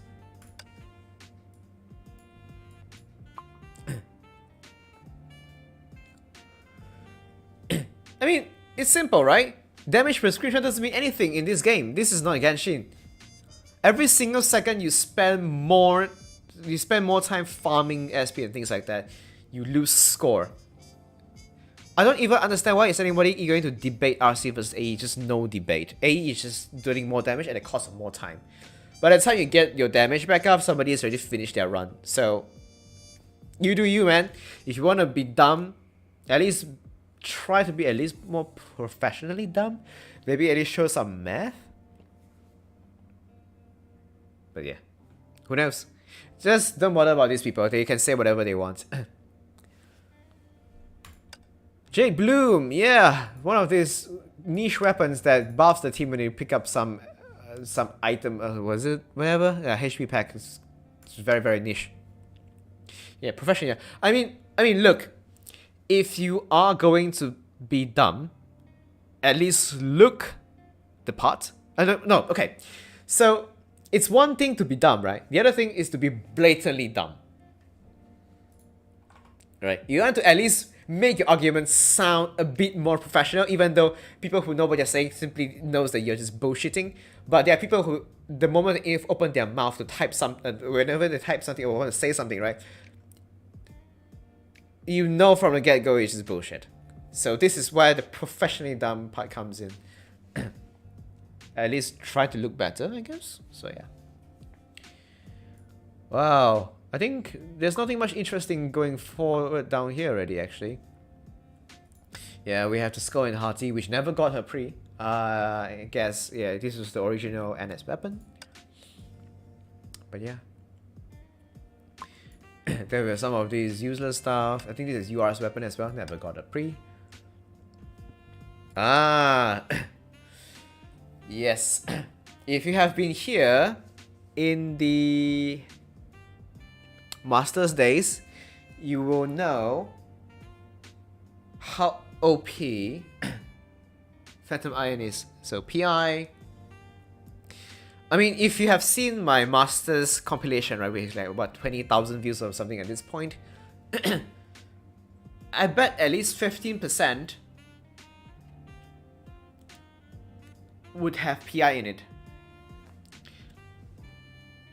Why is Jade Bloom niche isn't it still used now?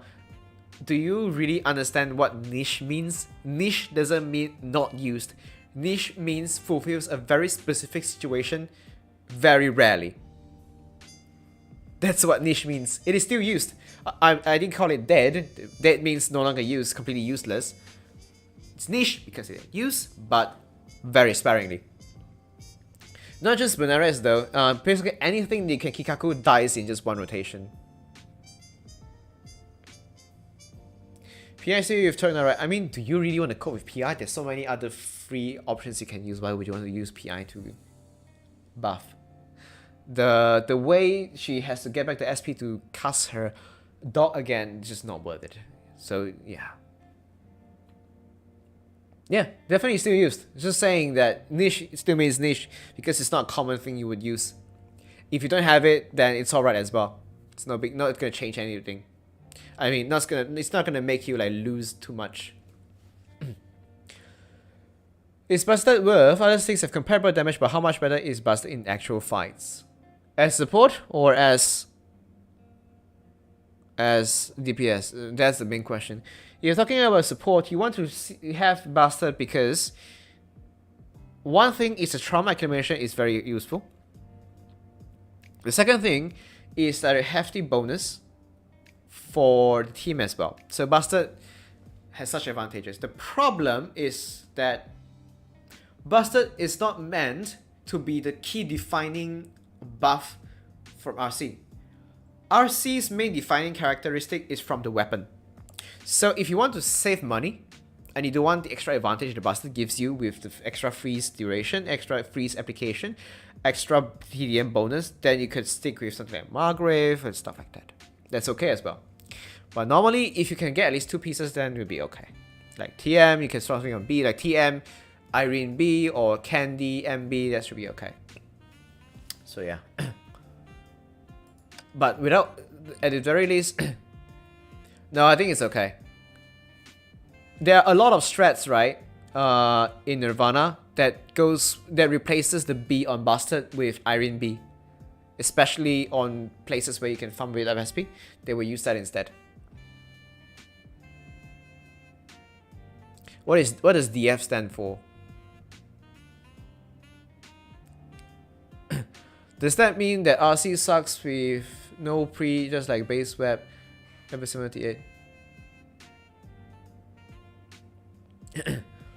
I mean, look, if you are on a budget and you can't afford to get the full set, I'm just saying that you could go with Irene or some other options. You don't have to force your way to go all out.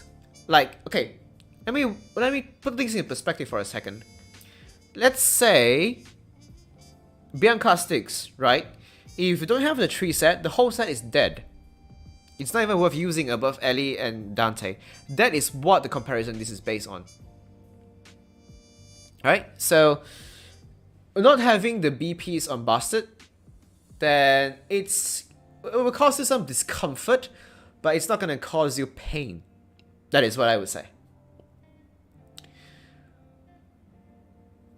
I don't know what's the base weapon even doing.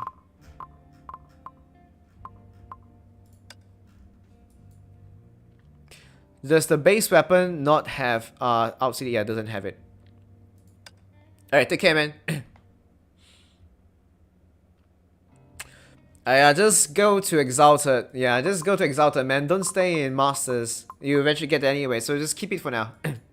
When you come on, when you come to Exalted, pre it, then you get the full benefits. So yeah, nothing interesting after this. I think this is the Undin's Tail. One of the nicest weapon, honestly. Looks really nice. And then, yeah, this VD's weapon is almost never used. I only got it for collection purposes. And then we have Judah. Everybody's favorite weapon.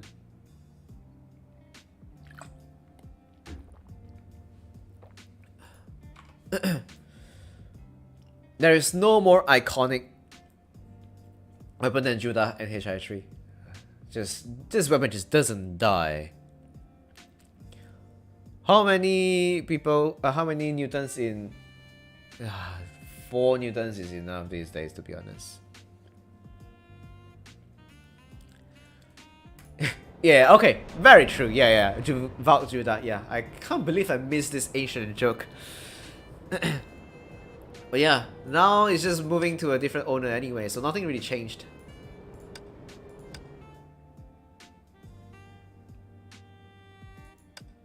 But yeah. What even is this though? Yeah, Dark Star. This weapon is just... Why do you even exist? Oh god, New Way of the Shadow. Used like what? Twice? I don't even know how to feel about these two weapons. They all pretty much have the same design scheme as well, the color scheme and everything.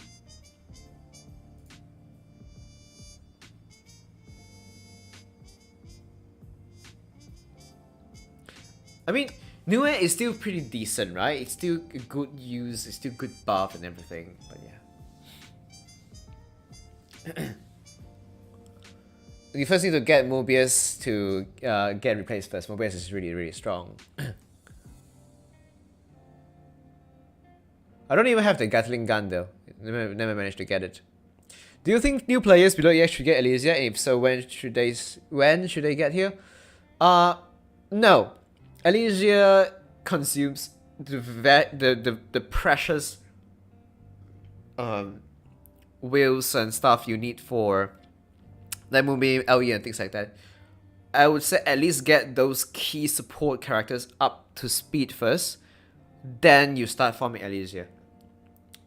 Support always go further than DPS. If you start farming Elysia right away, you have not enough resources for the LE and Moonbeam.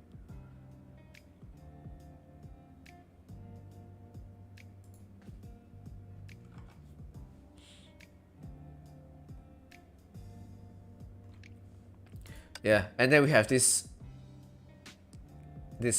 tuning fork that we usually used to call it, but Lens of Longinus. Pretty good shit though, honestly. I really appreciate the recreation of the weapon. It's very iconic. So yeah.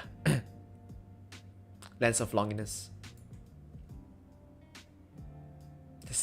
Oh yeah, there's also people who call it Cellar Fork. I just call it tuning fork instead. Fork. Can I get a fork on my table, mate? I had an extra of that if you refuse to submit. Oh.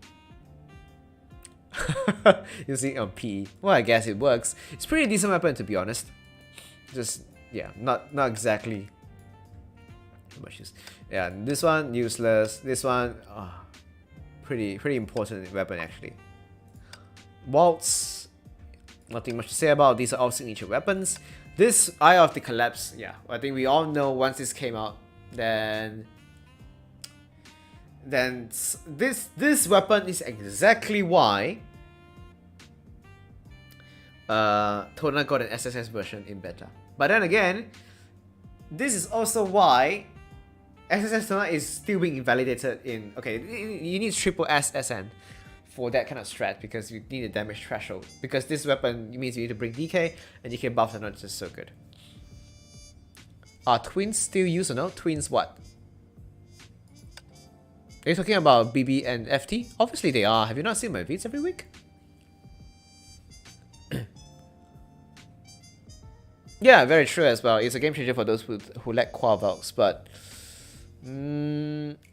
Oh, is it completely changed? I haven't seen V2 yet. I'll be playing in V3, so we'll see what is changed at that point in time. They probably will tweak it a bit more in V3 as well. I don't really know what twins are you talking about because BB can still do 0 seconds, 1 second here and there. FT is still meta as fuck. So Twins of Eden, is it? Twins of Eden, yeah, no, not really used anymore. Cast time is a problem with that one. Not to mention, you have so many sorts of impair, you don't really need that weapon anymore at this point. So the ball of his don't again. Oh, maybe they'll change that part to make it a bit more discreet. Yeah, that weapon doesn't really get used anymore at this point. Or just don't get grabbed then. Simple. Don't get grabbed. Woo! Man, that was a long stream and long story session. 休息时间到了，我懂你的心情，真的。 Sorry, I got distracted for a bit there.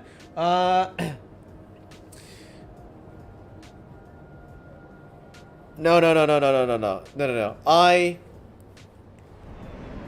I would never, never advise anyone based on future information. Cannot bear that kind of responsibility. So anything that is speculation should not be used to advise new players. Otherwise, you're just going down the wrong path. Because you can't confirm what you say, you have no basis for it. So don't take the risk. Instead, you should tell them to focus on things that have higher coverage. That is what you should focus on instead. Newer players should focus on coverage. Older players should focus on improving scores. That's how you balance what you're going for instead. Oldest item is, I think I showed it already, right? It's the... I think... Oh, that's the wrong way. For Stick, the oldest one is the... the Pool M. I got my first Pool M very early on. I mean, there's still this Winter Princess from the spending event, but yeah. Tell them to read too. I'm sorry, I think reading is a skill that you can only acquire with like 50 years of experience in your life. Collectible? What do you mean by collectible? Oh, as in event? Can you even sort by... Can you even sort by... I pretty much keep almost everything, I guess? Unless they don't look really nice. I don't know. Maybe I have it, maybe I don't have it. I don't really remember anymore. Sometimes I do... delete some stuff in the past, long ago. Yeah, I'm not gonna go through this all over again. I mean, in terms of outfit, right, there's not really much to talk about. I only get the ones I feel to be really a big step up. Or at least, it's so alluring that I cannot resist and only I go for it. Otherwise, outfit's not exactly my priority at all. Yeah, I think this skin is just so... Like on a scale of on a scale of 1 to 10 in terms of sex, this is a straight up 10. It doesn't need to show too much skin to have this much appeal. The color scheme, the accents, every little thing, the RGB, everything is just perfect. But yeah, I think honestly, you guys, if you have seen my streams before, I think I used to say my favorite skins belong to SN, right? So whether it be this one or this one is just one of the best in the entire game. Even the default one is just so damn good. Right now, there is a new contender, which is this skin. So yeah, it's a very close match, but I don't know which one to give the edge to. It's very, very hard to compare. But SN skins, because they are all so good, I would still say SN instead. I mean, Silverwing base skin is very good. I would give her that, but yeah. Yeah, indeed. That skin is so good. I think, what else? I mean, a lot of people are waiting for pink Mobist, hoping that it would happen. I mean, it's not gonna be like very, very nice looking. Time Runner, I would say, is objectively good, but it doesn't actually... let's just say that it's good. It's objectively good, right? Everything is just good about Time Runner. It's just that I don't feel that kind of attachment to the skin. I think that's pretty much it. Yeah. Even Elysia's one, right? Honestly, the maid one, I feel like while it looks kind of sex, it kind of loses some of the character of Elysia. Like, Elysia's base uniform just has so much character of who she is that the maid scene kind of takes it away. So, which is why I decided to just not even get the skin. Having maid on her kind of feels a bit generic in the end. So, which is, yeah, kind of the case as well. I do have wedding Rita though. Yeah, it's still being worn until this point.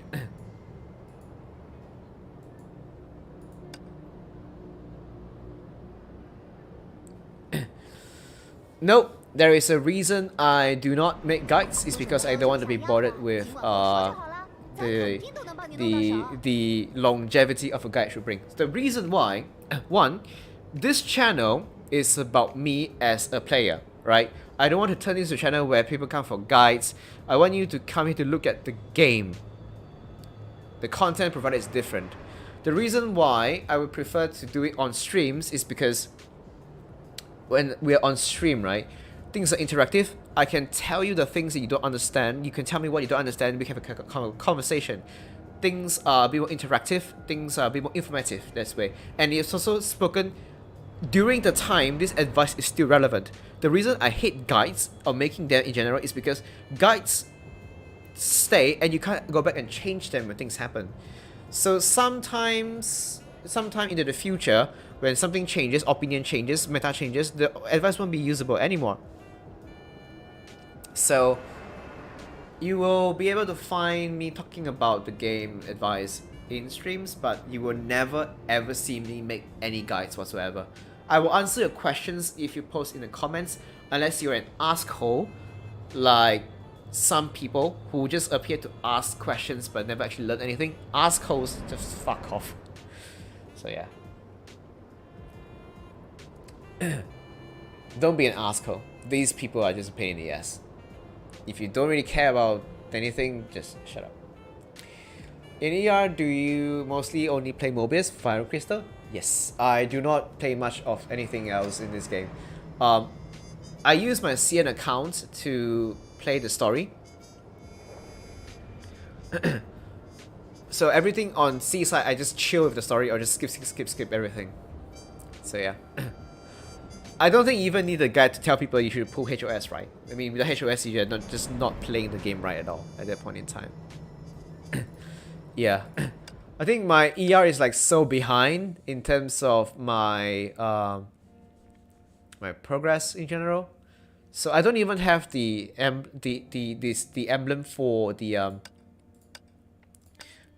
what is it called? Yeah, forget it. Yeah. Yeah, I don't even have the one that allows you to reset the doors, the portals for 6 more times. I don't even have that one yet. Do you know why 2021 had 2 Hershey instead of the one you show here? You can chalk it up to say it's because of lore, as you can imagine that it is lore that Hershey's appear more and more often as time progresses. You can also chalk it up to say they simply want to do it.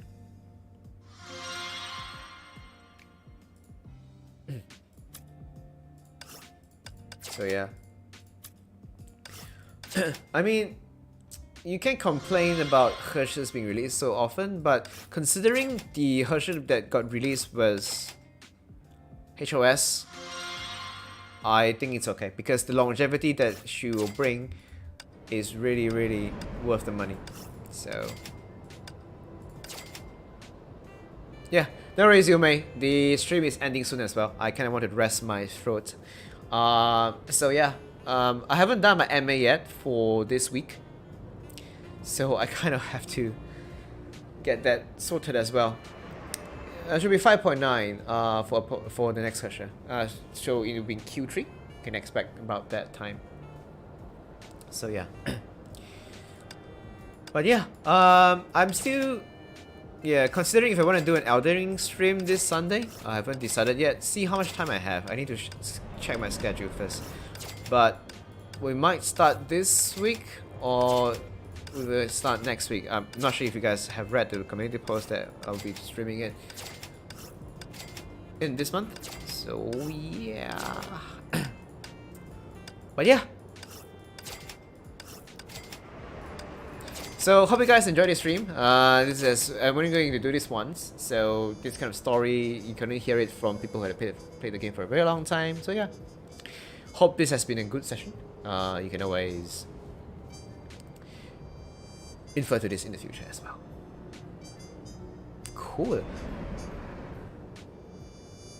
I don't want to really guess it at this point, guys. So yeah.